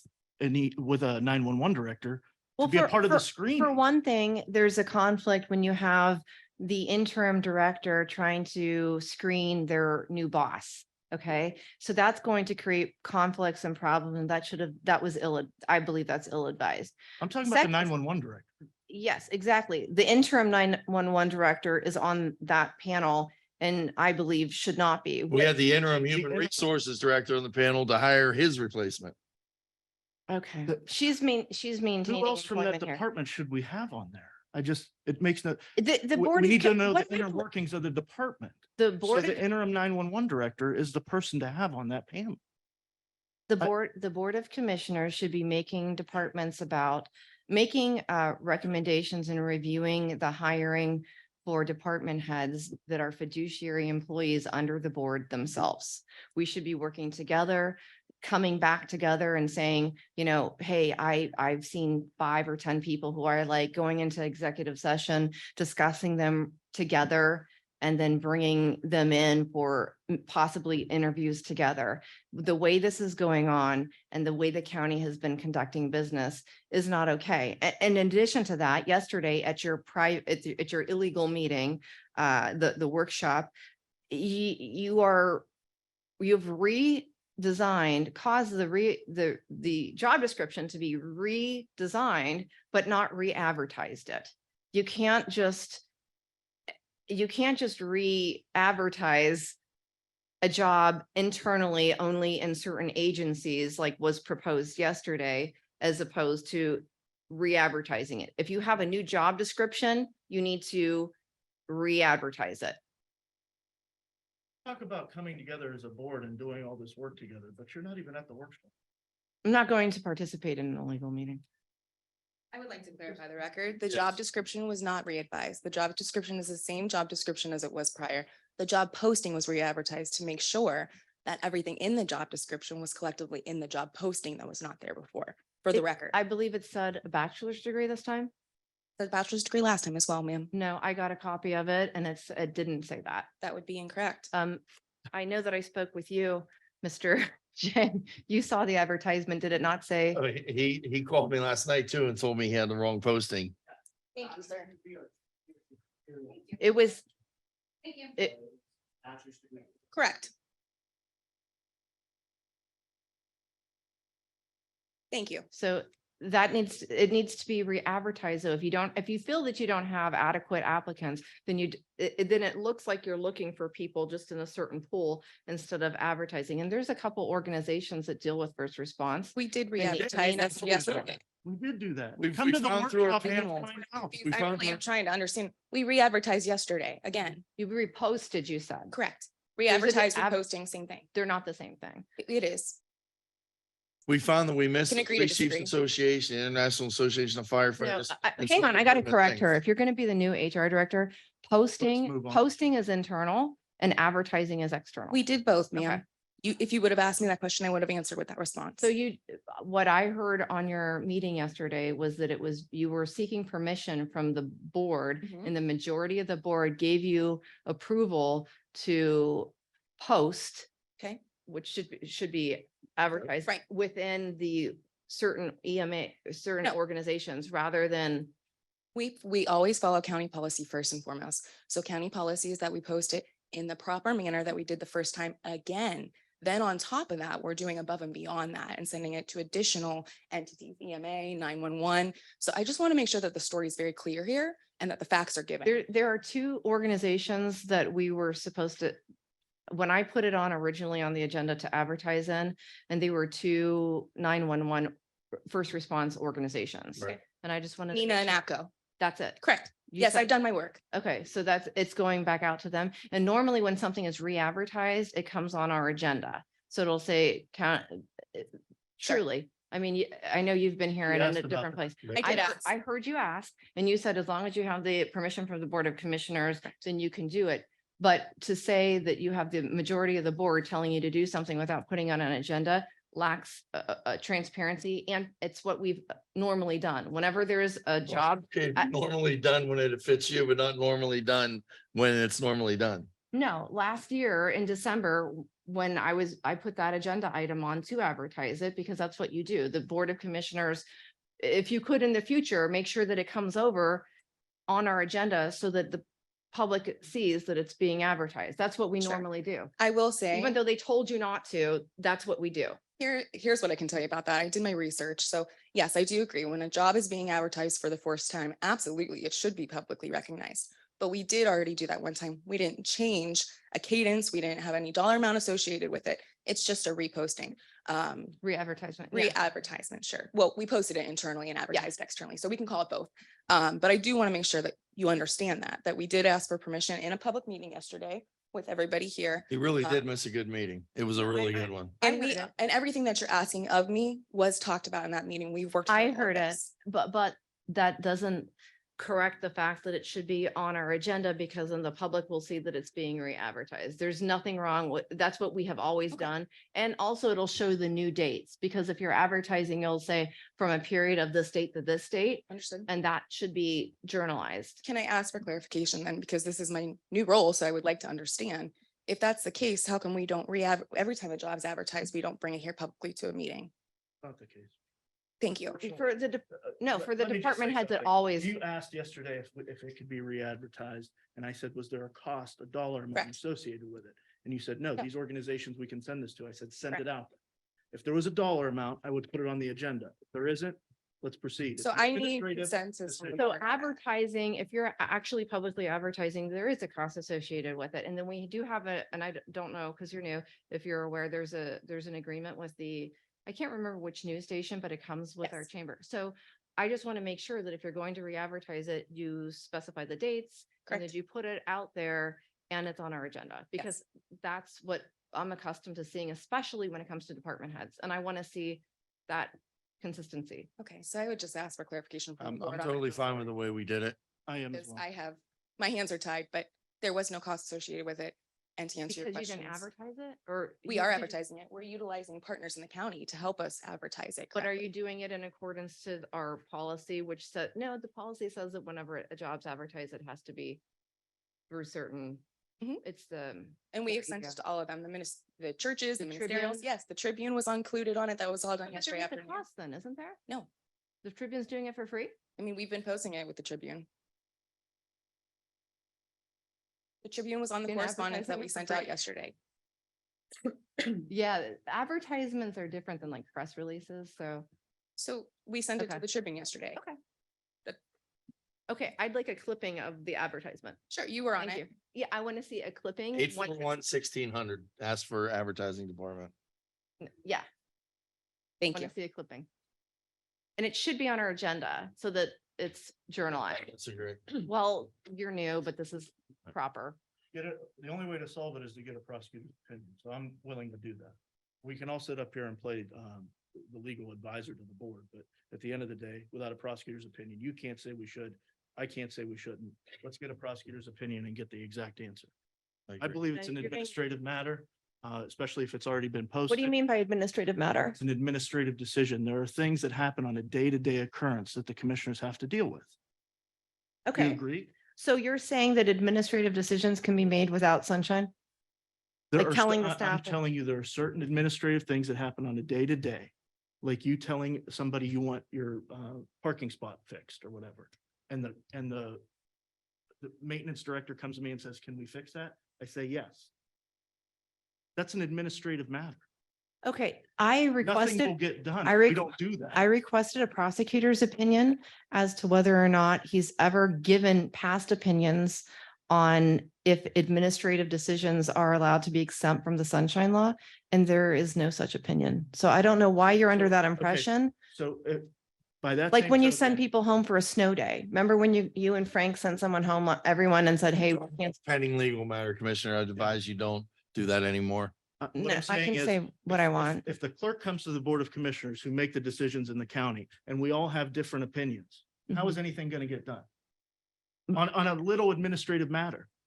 You have to admit that there are some things that you That you do can violate the sunshine law because you need to get it done quickly, then you call an emergency meeting. on a parking spot. You got to do things the right way. You know how many emergency meetings you've had? You'd have them every day. So absent that, you're violating sunshine every day. It's not a violation of sunshine law. It's administrative discretion. You have to make these Administrative calls. discretion. You have to make these calls. There's nobody else here to make them. Thank you for saying this on the record. I stand by that. I actually requested prosecutors' opinions when I got here because I didn't want to do something wrong. And no such opinion exists. It says that we're allowed to make administrative decisions without a meeting. So if there's a question in the office, how do we get that done? I You've done it suggest you on- talk to a on multiple prosecutor. occasions. Okay. Maybe that's why she doesn't come in the office that much, to not answer questions. Well, somebody's got to answer.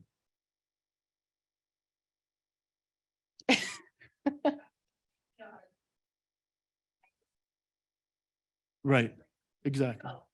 Need to clarify, or I'm asking for the board to clarify.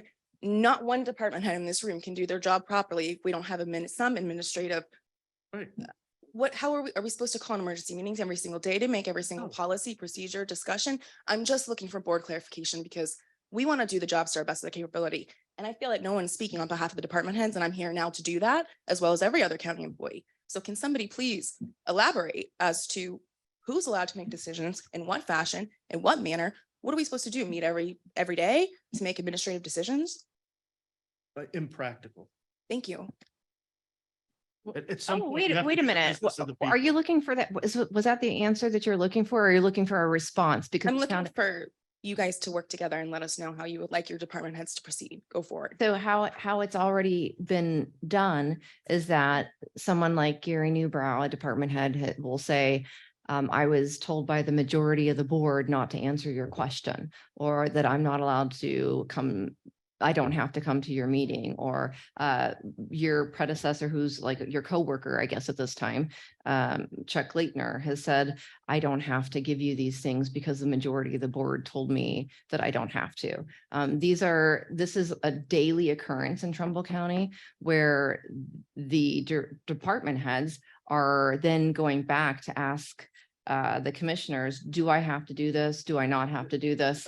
And that's absolutely a violation. And if you, I hope that you're aware of that.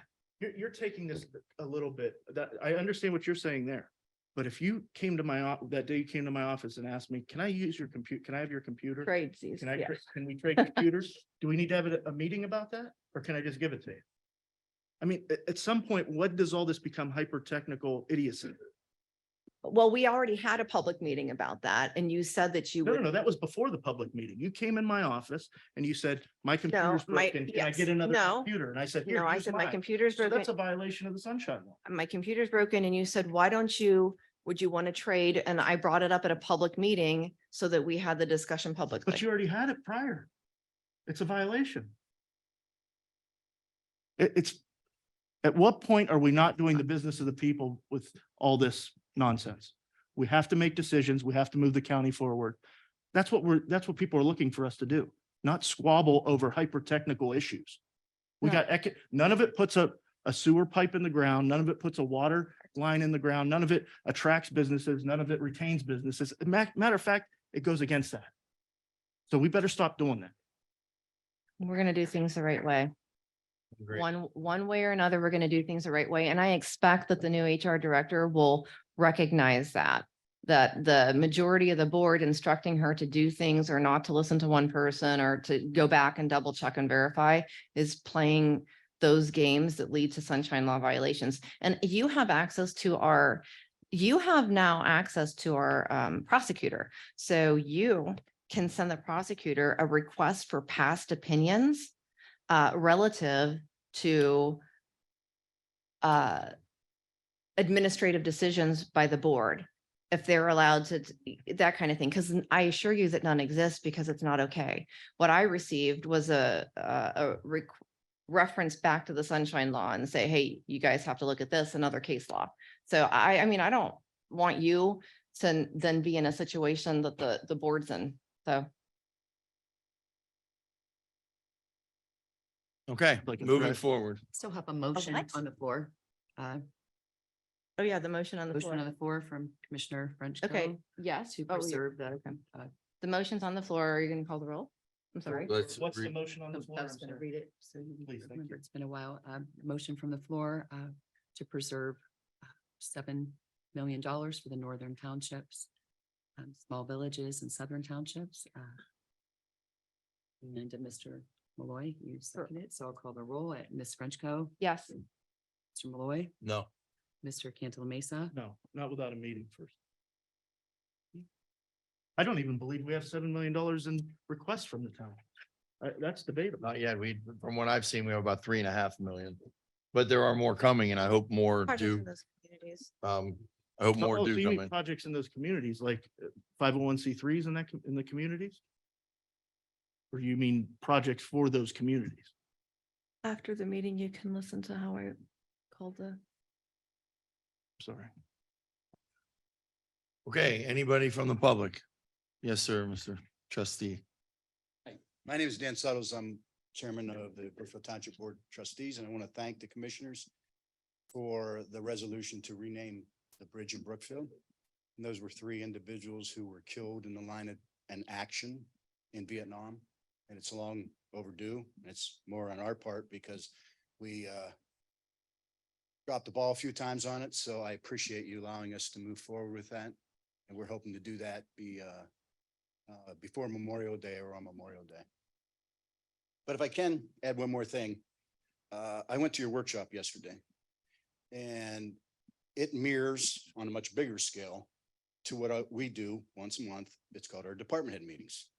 We do similar to what you did yesterday, glean information on things that are going to be on our agenda. And your workshop was run very well. And it made me think, well, that's the way they do it on a bigger scale. And we call it as a special meeting, same way as you did. And Not the I- same thing, but that's good if you do it that way. I 'cause you're I doing it right. appreciate being able to have input because you asked me some good questions, Mr. Malloy, about will there be more people that we don't know that were killed? And we had done that homework and I appreciate you asking the question. The one thing that I debated on whether I should mention is you brought up at the end of your meeting about the perception out there and how the media is there and how you need to work as a board together and how it's reflective in the media. Well, I go every year to the Ohio Township Association meeting and winter conference in Columbus. And you network with people and they see your name tag and you're from Brookfield. Where's that? Trumbull County. And exactly what you said. They said, oh, Trumbull County. And it's reflective in the whole state of what's going on. And I think you're making a valiant effort to make this non-controversial. And I appreciate the fact that you're putting that forward, all of you, to make it work. So we're not a controversial county. And I appreciate that. Thank you. And I want to say, thank you for doing it right, because what you described, a department head meeting, calling it a special meeting with the stated purpose is the proper way to do it in accordance with the Sunshine Law. So good for you. Good morning, commissioners. How are you? Name and where you're from, please. Yep, Jeffrey Jang, and I'm from Portland. At yesterday's special meeting I attended, I put it on record there. I want to reiterate, I am not representing the city of Cortland, even though that's where most of you know me from this morning. I'm representing the Cortland Community Foundation. We submitted an ARPA request for $35,000. I've submitted the appropriate documentation, as well as additional information was provided yesterday morning. It is available to all of you, invoices for our Safety City project. So I just want to provide a little bit of context and hope that we can get that moving pretty quickly. Safety City is a miniature town. It is a program that is all along the East Coast and Midwest, Middle Eastern regions of the country. And essentially it teaches children 0 to 10, public safety, traffic safety, how to ride a bike, start teaching them basic driver education as well. It provides a recreational space for any public entity to come and utilize as well. The city of Portland currently has right next to this new project our splash pad where residents from all across the county come and enjoy our space. The city of Cortland itself picks up maintenance, cleanup, winterization of the properties and security of the properties. We set a goal of $42,000 during COVID or $45,000 during COVID. This project was started in 2019 due to the pandemic. We shut down, everything stopped. We revamped the program, brought it back in 2022. We faced price increases like everyone else. Our new target goal is $52,000 with an addition of ADA compliant swings. The nearest ADA compliant recreational space is the Hine Memorial Park in Canfield. So our hope is on our rotational schedule or on the city's rotational schedule of replacing recreational equipment, the foundation will step up. We'll start paying parts, over time over the next 5 to 10 years, and we'll have a fully ADA compliant recreational space in Trumbull County. That aligns with the regional chambers goals and their economic development goals that I know Commissioner Frenchco went to Washington, D.C. to advocate for with the repopulation effort. Safety City will also be ADA compliant. Our splash pad is currently ADA compliant.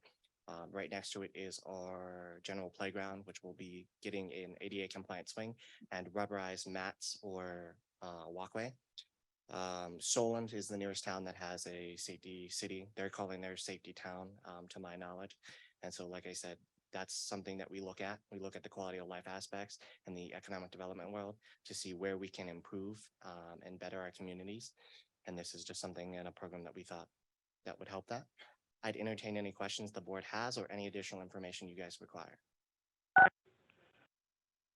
It was a great presentation yesterday. We asked to move it forward legal and we hope to have an answer for you soon.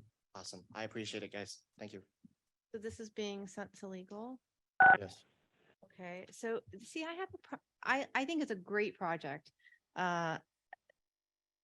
Wonderful, because I know you said Solon is the next closest city with that designation. However, I think that the way we're doing this by telling people to come to a meeting that's not intended, the meeting that they're having is not identified as having a section to present ARPA It was said that way applications. in all the previous meetings. That would be a Okay. special ARPA meeting to Special review ARPA things. meeting. See, I, After our, yes, There- it was said that way many times. there was If you no, listen to the meetings of this meeting last okay, week too. there was no proper noticed meeting for presenting ARPA applications. My concern is that if. You asked if- people at the Township I- Association meeting the other day to come to My- the meeting. Was that a special, was that a official notification? So my concern again is that, and I just want to let the board know and let everyone in the public know that if we end up doing something and taking action on an improper meeting during an improper meeting, then all of that action can be reversed. So I believe that moving forward, we need to make sure that everything happens at our public meeting where we have the latitude to do these things. Also, I'm concerned with people coming just to that Tuesday workshop that arguably is improper because it's not noticed or identified correct. That other townships and other projects aren't being considered because two commissioners are saying, come to our meeting where the public doesn't, it's not on live stream and we have the capability. No one's calling in. And I just want to have a level playing field for the rest of the projects, because last week we heard someone say that the squeaky wheel gets the grease. So we've got applications that are coming in on 1 week and then being pushed through the next week to legal, and other applications that have been sitting there for 2 years. So I think that it's just more appropriate for us to look at everything together at a public meeting with that being the intended purpose. That's just my concern. And it has nothing to do Schedule with. the meeting, Commissioner, and we will all be there. And please, can we as a public body, since we're in a public meeting, can you instruct the staff to do the Excel spreadsheet that I requested? No, because everything is on there and I think what you're requesting is outside the normal scope of many job duties.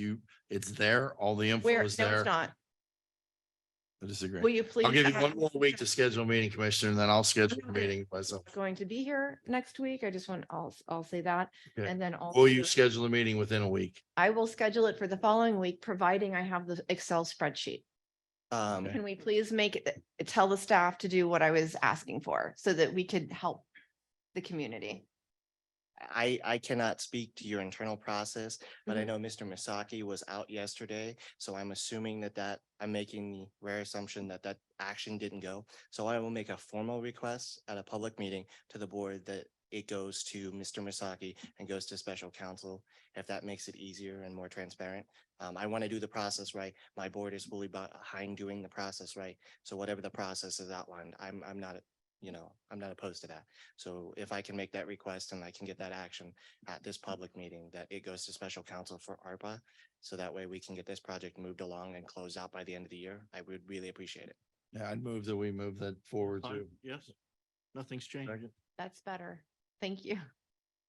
Now, do you recommend we have a vote on that or just No. consensus to move it Since forward? since the very beginning, I have actually used to put it on our agenda before you were here, that we have discussion every week related to ARPA funding and decisions and projects, but no one wanted to do that. We forwarded all the projects along. Sure. Edward Anthony, Chairman of the Executive Board of Trumbull County EMA, and this is Ben Kyle. He's also on the Executive Director's Board too. On there, we want to speak to the support we've been given. I believe we submitted almost 30 letters to you guys from adjacent villages, cities, townships, and also adjacent counties for the support of the mobile command vehicle that we're seeking for the EMA. In light of everything that's happened real recently here in East Palestine, I mean, every day that goes by is another day we don't even have it ordered. So I know it's a big sum of money, but I don't think you can put any kind of price tag on life. And it's very, very important that we try to get some of that money assigned to this vehicle, because it's going to take a process even after you guys approve it for us to get this done. I know we've talked to you guys before on this, and it's been 2 or 3 months. I understand there's a lot of communities vying for a lot of projects. I understand they're all important too, but I don't know how anything could not be looked at more serious than what this is right now at the moment. So I think our residents in Trumbull County deserve what they have in adjacent counties. So please give us that support. Thank you, Chairman. Thank you, Commissioners, for allowing us to be here and also entertaining. As Chairman Anthony said. Name, please. Oh, Ben Correct. Kyle, Mayor of the City of Hubbard. Thank you. It's extremely important as a member of the Executive Board for the EMA for the county. The level of importance of this vehicle is so widespread. It touches every single corner of the county and every single resident. And I just wanted to come up with the chairman to give one example that we experienced in the city of Hubbard last week, where it could have been a real life situation. 11:47 a.m., our officers were dispatched to threats at our school system. Nearly 2,000 students in the school system. 11:50, the first road officer was on scene. We have an SRO in the building. 11:58, the school went into a full lockdown, which meant in the event of an immediate threat, the campus was completely locked down to an internal emergency procedure. During that lockdown, students and faculty were prohibited from moving. They sheltered in place. Our officers entered the school. No one was allowed into the building except law enforcement. So we entered the building with the known threat that was there. The information we were given, SRO, police department, they did their job. We had surrounding communities on Brookfield Township, Hubbard Township. They were on standby in case we found this to be a credible threat. At that moment, Chief Thompson, our police chief in the city of Hubbard, could have reached out to EMA to have that mobile command unit, which is also in theory a mobile 911 center, to be dispatched, to be driven from its location on scene, to then be that mobile command center for a full threat analysis, how to deal with the situation, how to professionally take care of the business that is needed at hand, where it is a truly multi-jurisdictional response. And that is something that we think of so many different aspects where this command vehicle could be useful. But last week, we experienced a real life situation that we were watching every second tick by until the threat was completely found to be not a threat at that moment. Then they went into a soft lockdown, and then they went into a regular dismissal at the school. An arrest was made a few days later after everything had occurred. But if there was an actual assault, if there was guns in the school, if there was a tragedy that took place, this could be something that our small community could use that would be a monumental help to us. So I just wanted to give a real world example of how it could be helpful to us. Thank you. Thank you, Mayor. And I would say with this, I attended the EMA meeting when they first talked about this. The paperwork here is impeccable. This is exactly, I believe, how every person should submit an ARPA grant. With the backup, they have pretty much every community from Trumbull County with a letter of support for this. And as a commissioner, as a steward of the taxpayers' dollars here, I can't see any better or any way we cannot fund this thing. Hats off to everybody that put it together. Hats off to the EMA board, John Hickey for thinking about our future. and to all our safety services out there, that I proudly make a motion. We send this off to legal Yes. I and agree. and we try to push this thing through. Excellent. You had a consensus of all three board members on that, which is pretty damn good. Let's give a round of applause for our EMA, all of our safety services here in the county. Point of personal privilege. Yes, go ahead. You hold for just a second, Mr. Torres, please.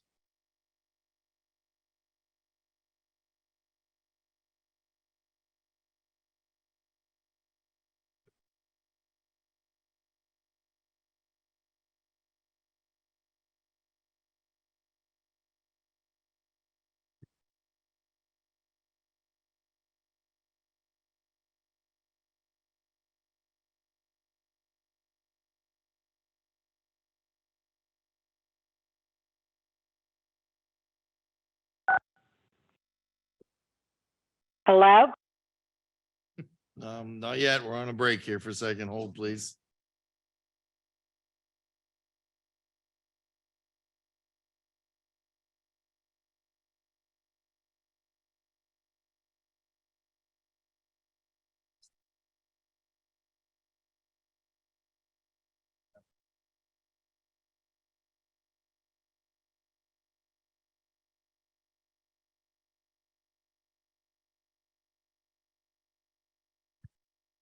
Okay, sir. Porfirio Torres the third, aka PC Torres, Southington resident. I just wanted to get an update on last week. Got a lot of positive response to from a lot of people. I can't even think I even had one negative response, but I want to make it clear. No, I don't have any relatives in Trumbull County anywhere, and I actually do have a daughter that works in drug counseling, but she's Mahoning County. So so my goal is never going to be for a position but my dream and my goal is to get a nice long range facility. We have a ton of 30-day programs in this area. But I haven't found one yet. I could be wrong. I'm not saying I'm perfect and I know everything, but I don't know of a long range facility around here. Now I have a family member who's currently in a long range facility. It's called the Keating Center. And I'm gonna do a lot of information, find out a lot of information about that. But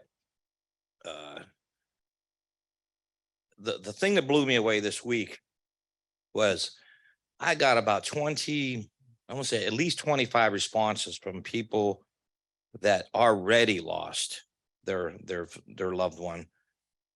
And they're all for this, and it's like, wow, it's too late for them, but they're really on board about, this subject that I talked about. And I won't be able to be coming to these meetings anymore because I'm going back to work hopefully next week. Had a little minor knee surgery but I'm not pressuring any commissioner here. I don't care either three of you to help me out. It's not your job. I just come to the board meeting last week to see what can we do. You know more than I will. Like I said, I was told you last week, I know about water. I can tell you about water. When it comes to how this works, how it is to, I'm not expecting Trumbull County to have their own facility that's run by Trump, like the commissioners or whoever, but I know people. And even if somebody's goal was to just make money on it, I'm okay with that too. Because it is a big business and it's going to get even bigger because drugs ain't going away no time soon, and it's sad, but when I ran a gym I ran a gym for 11 years. My goal was at the time I had a son, but he wasn't even interested in that. I didn't even want him in boxing, but I opened it up to help kids out. And I've had a lot of failures and I had a lot of successes and it meant the world to me. And the thing that stopped me from doing it, I'd be doing it to this day, was an ex-wife who got in drugs and ruined our family, And so I'd probably be doing it to this day, still trying to help these kids out. But guess what? I couldn't even help my own household out. So, what I can do now is speak about it. If you're interested, fine. I won't crucify anyone that doesn't. If any of you three commissioners don't want to do anything, I'm fine with it, man. You know, but if you can steer me and whoever else um uh to this goal, my goal is, I know it's not gonna happen tomorrow, I know it's gonna happen next week. All I do is I hope it happens in my lifetime, because who even knows how long it's gonna be. I'm hoping at least another 20 years, but if it don't happen, then don't happen. But please, you know, if you can do anything to help us and help me, I'd appreciate it. Thank you. Thank you. I want to respond. It's okay. It'll just be a minute. I got the email from Amy last week and I referred her to, I CC'd April Caraway. She's the director of our Mental Health and Recovery Board, and she works closely with making sure that our county has those services that are needed available to people in Trumbull County. There are certification processes and she oversees all of that. And the other thing that they do is they work to make sure that whatever they're funding coincides with the plan that they have in place. So that would be the person who I would recommend speaking with. Okay, thank you. So hello, my name is Terry Shavers. I'm with the Braceville Community Foundation. I'm not an official from Braceville, but we did a presentation to Braceville about a proposal for an African-American museum there in the community of Braceville. And so they sent us here saying that maybe we should share it with commissioners and see whether or not, you know, you guys would approve a project like this. Braceville has a pretty rich African-American history. We have a lot of notables from the community. We have a guy named Brian Broom that was a notable author a couple years ago. He had like one of the top 20 bestseller books. Everybody knows Ernie Shavers, of course, right? So we have a lot of good history there in Braceville. It is a community that was developed during the Great Migration, and it has a lot of Underground Railroad history. It has 3 standing Underground Railroad homes right now today. Okay, so our presentation was basically to them, to the trustees, that you know, we'd like to be able to preserve and commemorate this history, if at all possible, with a museum, and we would like to restore one of the older homes in the community to preserve it as a museum. So that's our idea. I did my application for is it APR? ARP. I did it online. I think it was suggested yesterday in the workshop. And so I did do it online. I don't know, Mr. Masaki. You know, so I'd like to get together with him and see whether or not we can get it approved by him, or at least have him review it. Okay, so any comments? Well, you had a great presentation yesterday. It was very touching. It was really opened up the eyes of not only myself, but everybody in the room. Kind of looked around afterwards and said, wow, we didn't know a lot of the stuff. Your passion you brought with your presentation yesterday was great. I'm glad you did the application last night. Mr. Masaki is out today, but when he comes back, I'll make sure that I personally will talk to him to make sure he screens it. If there are any mistakes or anything on there that he needs to review back with you, he'll contact you to make sure it's submitted correctly. And then after that's done, then it'll be back to us again to review, to send it on from there. Right now, you're in a little earlier of the process than some of the other people that spoke before you, having just submitted it last night. Yeah. You really opened up the eyes to a lot of people here. You're a definite asset to the community. And we thank you for your passion and what you brought to the table with this. And I think you've got a story to tell. I hope you got with the reporter yesterday. Yeah, we because I did. think she We did. was pretty enlightened too, to hear your words yesterday. We did, yeah. And we plan to collaborate with Braceville has a historical society and the Trumbull County Historical Society as well. Okay, Well, thank you and Mrs. there for great presentation. thank you. Hello? Not yet, ma'am. Sounds like it. Anybody else from the public? Yes, sir. Good morning. Mike Davis with Farmington Township, one of the trustees. We had also put in our applications and I believe we've given Mr. Masaki everything he's asked for.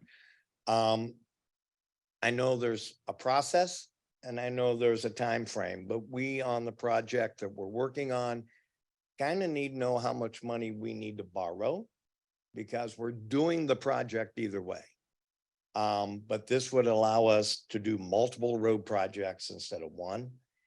And I know I'm not the only township, when you get in northern Trumbull County, a third of our township is owned by Division of Wildlife, which we receive no taxes, no nothing from. A third of our township can never be developed or any of that. And it really hurts us up there. And I'll go hunting with anybody anytime, but at the same time, I'd love to see that in houses instead of that, now that I'm a trustee. So that's all, just kind of want to make sure we're in the forefront, because we do it on a time schedule as far as what we need to do, continue with our projects for funding. Thank you. Hello? No, not ready for you yet. Anybody else from the public? Yes, sir. Doug Wilcox, Allen Township. So, Mr. Malloy, the HR director, we had a new hire. Yes. And I want to say, I thought she was very well spoken and tried to get detail. Obviously, some conflict. We have the outgoing and the newly appointed. Does the commissioners have a plan or a termination date of the outgoing to eliminate that expense from the taxpayers? That was something that was briefly brought up yesterday. Unfortunately, she started on Monday. And the plan, at least that I had in my head and that I had heard discussed previously through him, was to get someone hired, work with her for a week or two to get her or her or him at the time acclimated, turn over everything he's working on to her, not just have her start cold turkey. Unfortunately, he broke his foot and he's out on medical leave right now. So there's been no contact with that, but I know he has a lot of files, paperwork, things like that pending that are sitting in there that we need to get them back for at least a day to come back and show her, hey, here's what I'm already got. Here's this, here's that. When that happens, I hope that we would be able to terminate the contract, or that he would submit resignation at that time.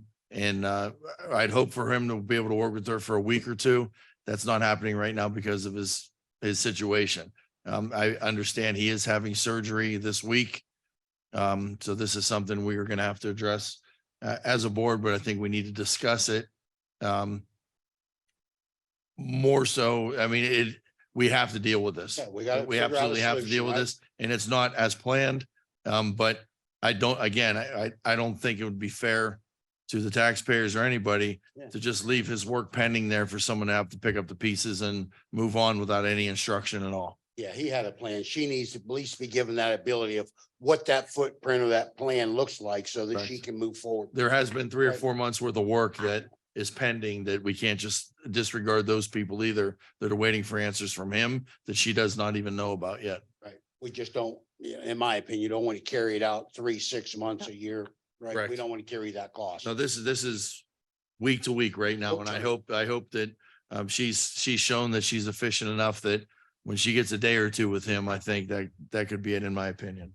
I would say that though she didn't meet the minimum qualifications, she's far more competent than Mr. Leitner, and that she'd be able to figure out with greater ease what was going on, because he had no formal background or public sector experience, period. And so I think it's just dead weight, and that we should terminate and eliminate that position right away. It was only intended to be for a month, and then it's dragged out, and then now there's an injury, and this is ridiculous. It's not the responsibility of the taxpayers to continue to keep someone receiving $8,600 a month for doing nothing. And so on my position, the young lady who spoke today, I like the way that she investigated, got the answers. I commend her on doing her homework to bringing forward. But we're relying on you three to have continuity and good discussion. You're our leaders, right? You're going to make the final decision and you're not going to agree. But today's meeting was a lot more positive than that March 1st meeting that I attended. I left very frustrated, right? I commend you on trying to come up with a solution to them, and we ain't gonna agree. Mr. Malloy, if we can't get to the ARP funds for the northern, southern, and small villages, Right, if she doesn't have the computer access, I think we give her a reasonable amount of time and we just schedule a meeting and let's all three of you sit down and have a nice conversation and bring it to the vote. You know, maybe even to the workshops. The sunshine lights, how long have those meetings been going on? Is this yearly or is this 6 months? How long have the workshops? Workshops? There have been workshops prior to when I even started, And what year was that, sir? 2014, I'll give you some background. I'll give you the, 2004. to be Two exact. thousand four, give okay. you the background Yeah, on that. please. First, I want to say that it's not about the equipment. I have staff. It is. I mean, I like to have that, but the staff, the better question is, will the Board of Commissioners instruct the staff to do the task, which is putting together the spreadsheet that I requested? I That's think what you we need. three can work together and get that resolved. They're actually, we can't do that behind closed doors and the staff is outright refusing because there are emails from this commissioner telling them not to do that. So that's a problem and it needs to be addressed. I'd be happy to share that email with you. Secondly, as far as these workshops go, when I came on board, they were having an agenda item. It was focused on the agenda items. Now, at some point last year, after the clerk filed the CPO, they stopped having those workshops and they stopped having them all together. So I then at that point said, well, I still want to be able to go over everything and started having a personal one where I would gather everything and review everything and talk to the department heads if they were available and figure things out and decide how I was going to vote. But then Mr. Fuda decided that he was going to have one, his own one with Mr. Cantal Mesa, who didn't, I don't know how many you attended, but there wasn't always a quorum at those. So then now this year, they decided to restart doing them. And the way it is required, there are three types of public meetings. The regular meeting, which is today, and it's determined with the reorganizational meeting at the beginning of the year. A special meeting, which should be noticed as such. The one that I'm saying that isn't done correctly, the workshop, it should say special meeting. And with a special meeting, you can only discuss the things that are supposed to be there. So if it's a workshop or agenda items, that's it. But to bring in the other things isn't okay. And then the other one is an emergency meeting. So So when does the public get a chance to talk? When does the public get a chance to have input then? Here, If can I we just don't say- understand One second, task. second, please. It's listed on the Trumbull County Commissioner pages, Tuesdays being the workshop and Wednesdays being this meeting. If that was amended to say Tuesday special meeting workshop, it could be. would that To comply? do it correctly would be a special meeting and with the subject matter being noticed as well, which would be agenda items. And then they cannot deviate from the discussion that they're intended to be there, because special meetings are very narrow. What's good for Trumbull County? That So would- here. I think we gotta talk Can I it say one all. thing? Yeah, so I think since 2004, our prosecutors never said you can't have workshops. And then we've always had workshops. So I don't know where the disconnect is here, labeling them special meetings or anything like that, because our prosecutors always said you should have workshops to discuss these things. So I think it's a difference of opinion that'll be, Right, we'll right, figure it right, out right. down the road. And unfortunately. So we'll here's figure the that out. issue and why the sunshine law, in my opinion, is written this way. So when you have the general public and they're aware that there's a special meeting, then they have to be able to know what the content is. And that's why the subject matter needs to be noticed as well. So if you say, okay, we're having a special meeting, but we're just calling it a workshop, but then everyone and their brother can come in and discuss this have this Public presentation. comment period. That's what's been going on. And that's not how special meetings are supposed to be run. It's very specific. A special meeting can only discuss the topic that's supposed to be noticed. And Yeah, we don't have but that. It's we're complex, right? You can't define an agenda and push that topics that may have come out in the last 48, 72 hours, push it out 30 days or 7 days.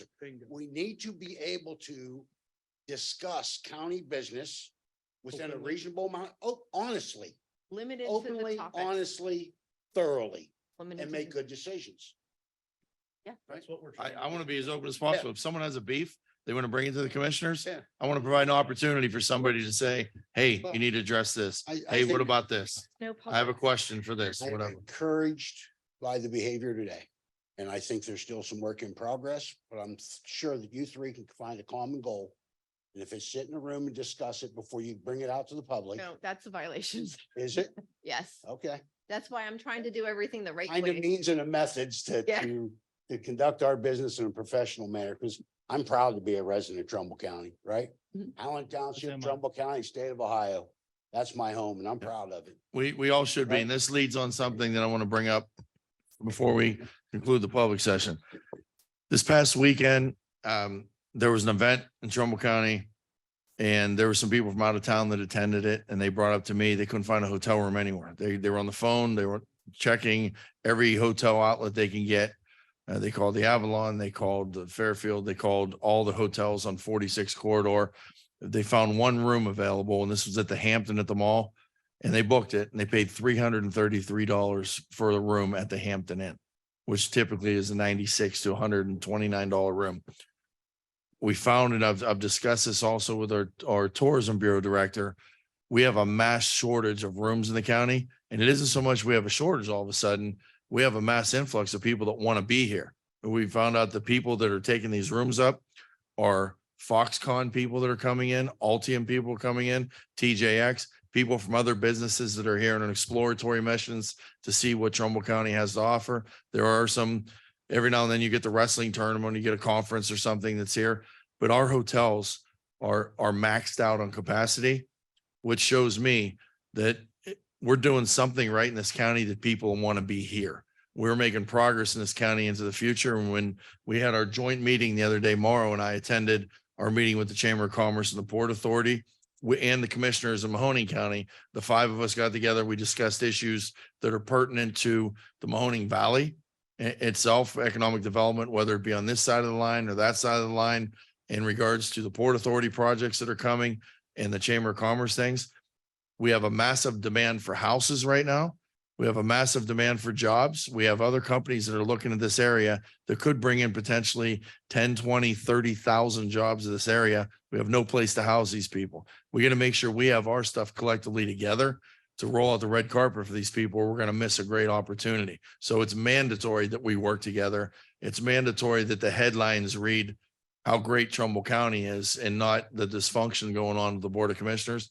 If we're going to have economic development in the future and we are going to welcome these people and they're going to stay here and reside here and become our residents, we need to lay the foundation. We need to get the groundwork done for this. There is a massive shortage in daycare. These employees that are working at Foxconn and Altium, one of the limiting factors they have is daycare, that they don't even want to bring their kids. There's no daycare center in Lordstown right now. So there are businesses that are going to be created. There's economic development that's going to happen. And we're all part of this. We're all on the same team with moving forward. We either shut the door on the world or we open the door up and we welcome them in. I hope that we welcome them in. The place setting is set at the table for them so that they come and they stay. So with that, things are good in Trumbull County. Like you said, you feel a better sense.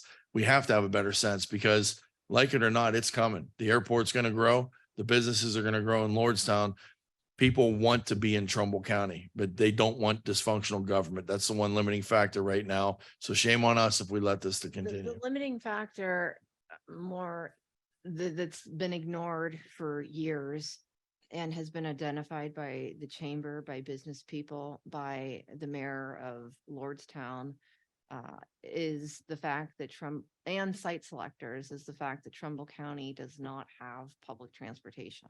And so that is the biggest obstacle, because when they come, site selectors, the first thing. That's subjective to say it's the biggest obstacle. That never came up once in the Port Authority or chamber meeting. That wasn't even in the top 10. Respect of you to be quiet while I'm speaking. Well, be subjective then. So an obstacle to economic development is not having reliable public transit, because that is something that there's APTA data and it'll show all the statistics. And as far as population goes, one of the reasons why our population is declining is because the millennials and the younger generations don't want to buy vehicles. So they're moving out to places where there's a reliable public transit. So that contributes to brain drain and to other factors. We need that for public transportation. I was privileged to go on a site selection visit. And the first thing that the person asked when they were evaluating the property was, is there a bus stop nearby? And there's not. And we don't have anything that's in place. And I believe wholeheartedly that we need to take that to the people of Trumbull County, let them decide if they want to have, if they want to have public transportation, because that is an obstacle, for our population and for economic development. So that's very important. President, I will say one thing. I'll reiterate what I said yesterday. County is in a very critical position right now. Learned a lot since COVID. A lot of how we do business and how we live our lives on a day-to-day basis. But one of the things that we've learned, and one of the things industry has learned, is that supply chain deficiencies and manufacturing things overseas, we're seeing an influx of those manufacturing industries want to come back here because of those supply chain deficiencies that COVID has pointed out to us, unfortunately. See this mass movement of companies wanting to come back here. You have places like Intel in Columbus that's just sprawling out, and it's going to be jobs galore. But more than those jobs is the spin-off subsidiary jobs that go along with it, with Altium Cells, with all these different things. We need to have a ready workforce, a ready and willing workforce. We need to have housing, as Denny mentioned. We're missing transportation infrastructure. Well, that's part of it. No one said anything about it. I've never had one chance to vote on Transportation is key, but transportation. at what expense? But at what expense? And we need to know the needs of these companies that are willing to locate here. I mean, there are things that our Port Authority and that our board members in particular, you know, a lot of them are pillars of this community that are working on to grow that airport, and to not only grow that airport, but to get those subsidiary jobs in the aeronautical industry in and around the airport. So it's just a really critical time. We have we have one of the largest underutilized sites in the BDM property that's getting looked at by all kinds of different industry around the state and around the country. It's an exciting time because we can see that growth happening, but at the same time, the charades and the nonsense over here, as I mentioned, don't do anything in the way of economic development. They only set us back. So we need to focus on the big picture. The big picture is moving this county forward. The big picture is economic development, and the big picture is jobs. Keep people. And again, and I want to reiterate the importance of transportation, because when we're getting a lot of these people who are looking to invest in Trumbull County coming from overseas, they're coming from Asia and other countries where they don't drive. So they come here looking because of what we have, but that's the first question they ask is, how do we get around? So that's critical, just the impact of public transportation on economic development. And I can't stress that enough. We can argue that round and round because I don't think it's a large enough metropolitan area, and there are different factors that go into that, raising taxes and that sort of thing. But at the same time, point well taken. I definitely think there's somewhere we can meet in the middle and have some targeted transportation. They want hospitals, they want healthcare, they want entertainment, they want housing, and they want a safe environment. So there's a blend of things they want and they need to be here. The other thing is we need to deal with this hospital situation. I'm getting a lot of heat myself that we had the hospital was going to move. We couldn't figure out a roadway. There was bickering back and forth between the county on a right of way and who owned it and fixing it. And no one fixed it. And the engineers and the commissioners arguing. And now we have the project that pulled back. We had a situation the other day now with Stewart Health, Trumbull Memorial. They're having some major problems right now. They're losing vendors right now. And if we only have one hospital and you have a whole bunch of people coming here with no competition, you know, we need a healthy environment with all kinds of healthcare for people, not just one choice either. So we've got a lot on our plate. We've got a lot to move forward on. We still have not finished with the dog pound. We have not finished with the 911 center. Fortunately, we did, and we're almost finished with the HR thing once we do move on in a new direction. But we are making a lot of positive strides, and it's a never ending job, but we're fighting for you. We're going to keep fighting each and every week. As it relates to the Mercy Health Project in Champion, the bickering that he's referencing, it can stop if the rest of the board would just recognize that I can contribute. I have a background in that. I wanted to, I Do proposed. something. It's I- never been proposed to Yes, it me. has. It has. It's never I- once been I- brought to the board for a So vote on anything someone's regarding been- that. Someone's already been hired, but what I proposed was to do a joint economic development district and hire an attorney that would be able to both help with the dedication and have the prowess in that field of economic development so that they could negotiate something that's advantageous for all of the communities and still meet the needs of Mercy Health. And everyone wanted to argue with me that that was the best route to take because you can't just do the dedication without having a conversation about the services of a JED at the same time.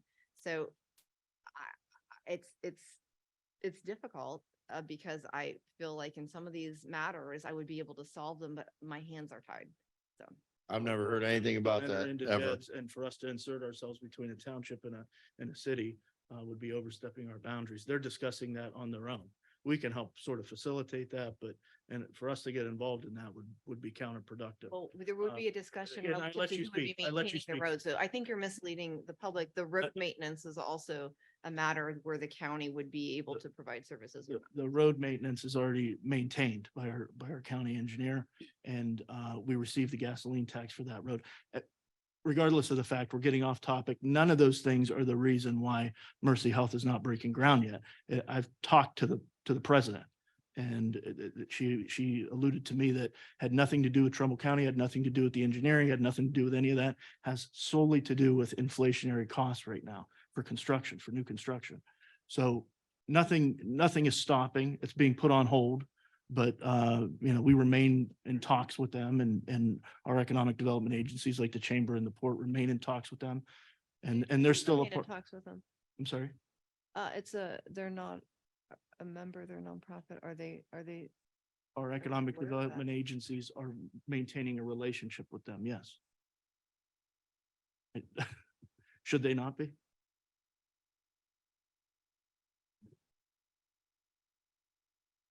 Thank you. Yes. Hi, Amy Giovanni, Mr. Wilcox. You brought up about the workshop meetings. I would like to say that I have attended multiple workshop meetings because I wanted to see the difference between the workshop meeting and the commissioners meeting. So I'm going to explain to you what actually happens. So this agenda here for the commissioners, I'll be less than 2 minutes. Please don't interrupt me while I'm talking, Ms. Frenchco. The agenda that you see here today in the commissioner meetings, this agenda is also presented at the workshop meetings. Okay, now, there have been times, there is no rubber stamping going on like it's being accused. What I did notice, because when I do go to workshop meetings and I get the agenda, I also bring that previous day's workshop meeting agenda with me to this meeting to compare the differences. There was a difference.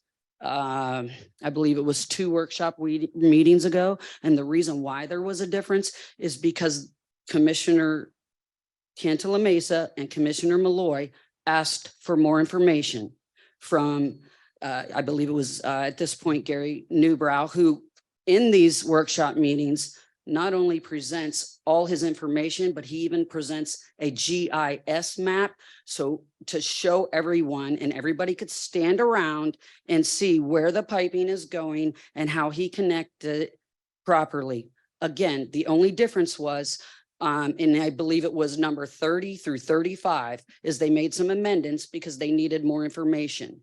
The prosecutor's office attends and the prosecutor's office approves on those days as well, or asks for more information. So if there is something, as Ms. Frenchco, you have a point, does this need to be mentioned in the workshop meeting? What's on the agenda?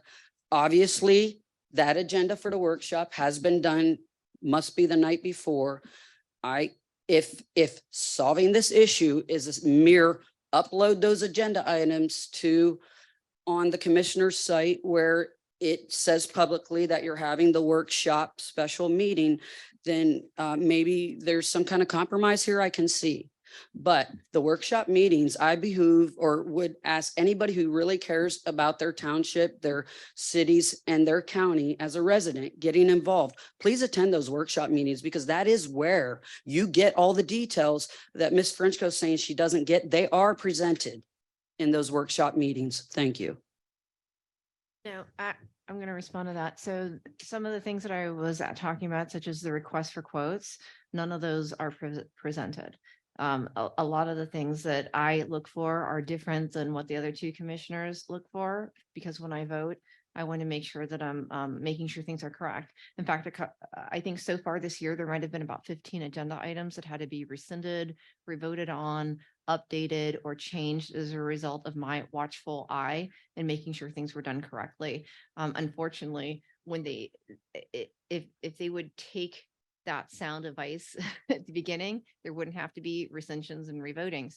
The other thing that just happened recently was, for example, there was something that was supposed to be on the agenda item or on the agenda, but it was going to be pulled because they didn't have the verbiage. So as a result, I still listen and I made efforts to call in to hear what's going on, or I might have to wait until later in the day until they upload it. But I listen to everything that goes on. And then I realized that, hey, they were going to pull something that was incredibly important that was going to impede with the ability to get a project done in time before the fair. So I reached out to our attorney to make sure we had the language the next day. So instead of pulling it like they were intending to, I ended up getting the language in, making sure the clerk had it and keeping those things on and then updating it that way. So this kind of dog and pony show or nonsense to say that, that they are somehow privy to something that I'm not is not true, because I still listen to, and I've made efforts to call in because I believe everyone in the county should have the ability to call in. If we have the technology available to us and it's sitting right there on that table or it's sitting right here and it costs $70-something thousand and they're not using it to allow the public to access that workshop, shame on them. But as it stands right now, there hasn't been the ability for anyone because they've refused to allow the staff to allow. I have a question. If you have your workshop, why isn't it public? Why can't you have your workshop be public? Is it behind closed doors? I'm just. I don't. I've had the same questions asked to me.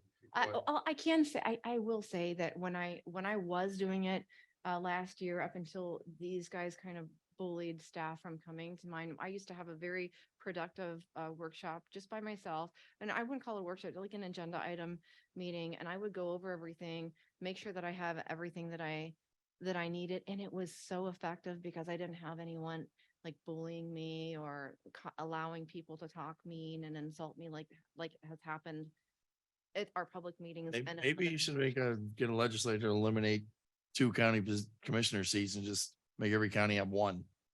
And you can just do it your way. Makes no sense. There's a board of 3 for a reason. be respectful. It would be helpful. Okay, Doug Wilcox, Mountain. So what I was just trying to get an answer to is there's an allegation that we could be violating the sunshine laws. What do we need to do? Whether it's add a title to it, what do we need to do? Or get an opinion from the prosecutor, right? What do we need to do not to violate it? Because that's not our intent. I do not believe so.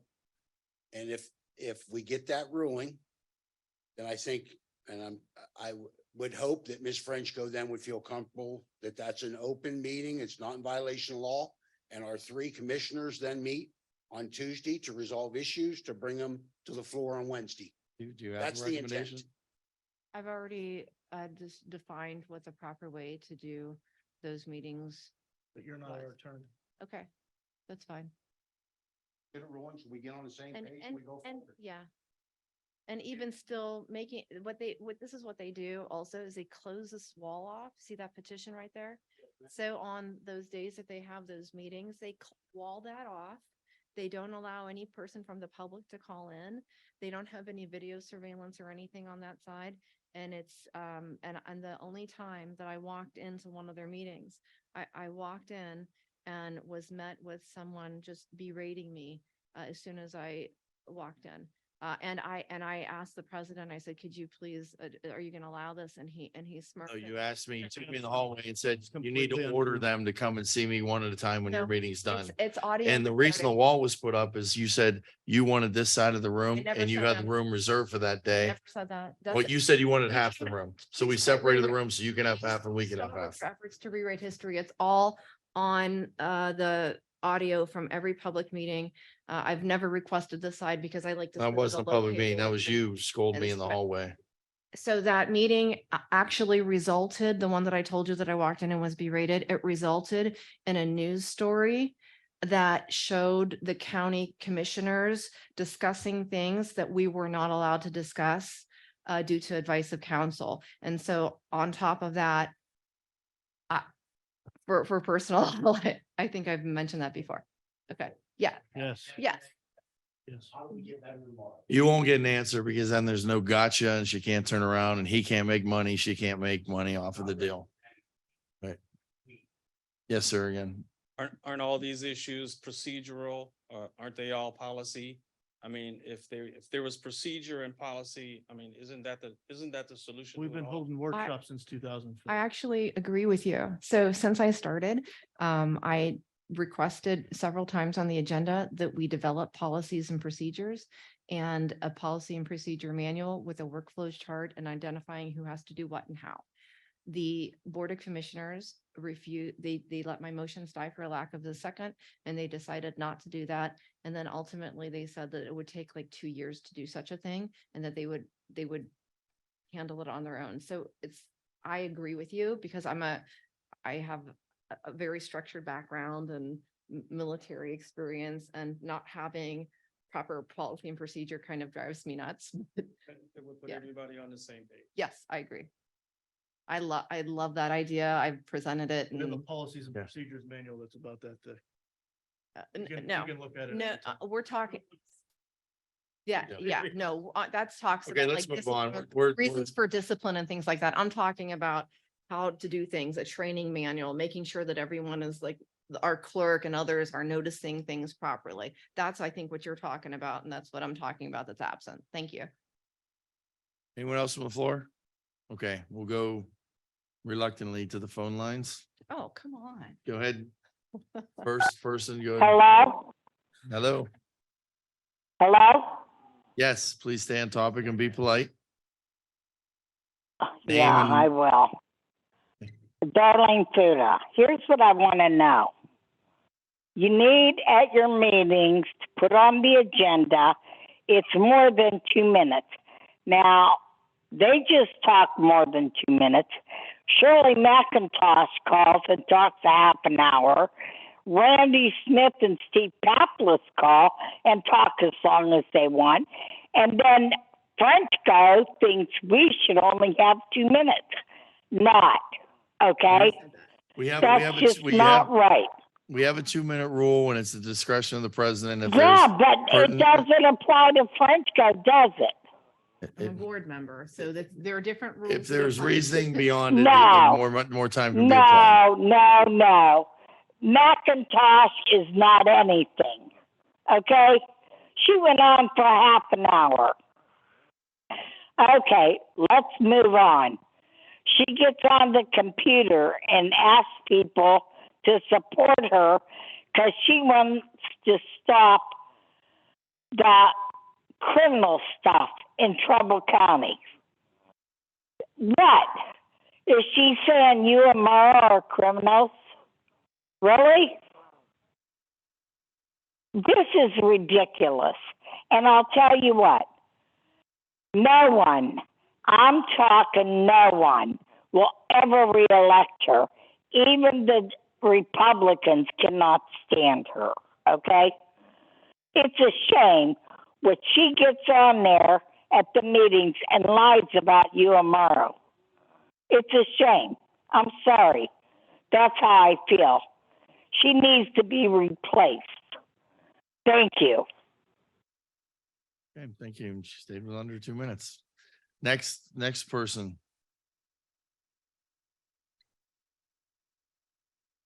Anyone else? You can unmute your line. Motion to adjourn? Second. Mr. Cantala Mesa, Yes. Ms. Frenchco. Yes. Mr. Malloy. Yes.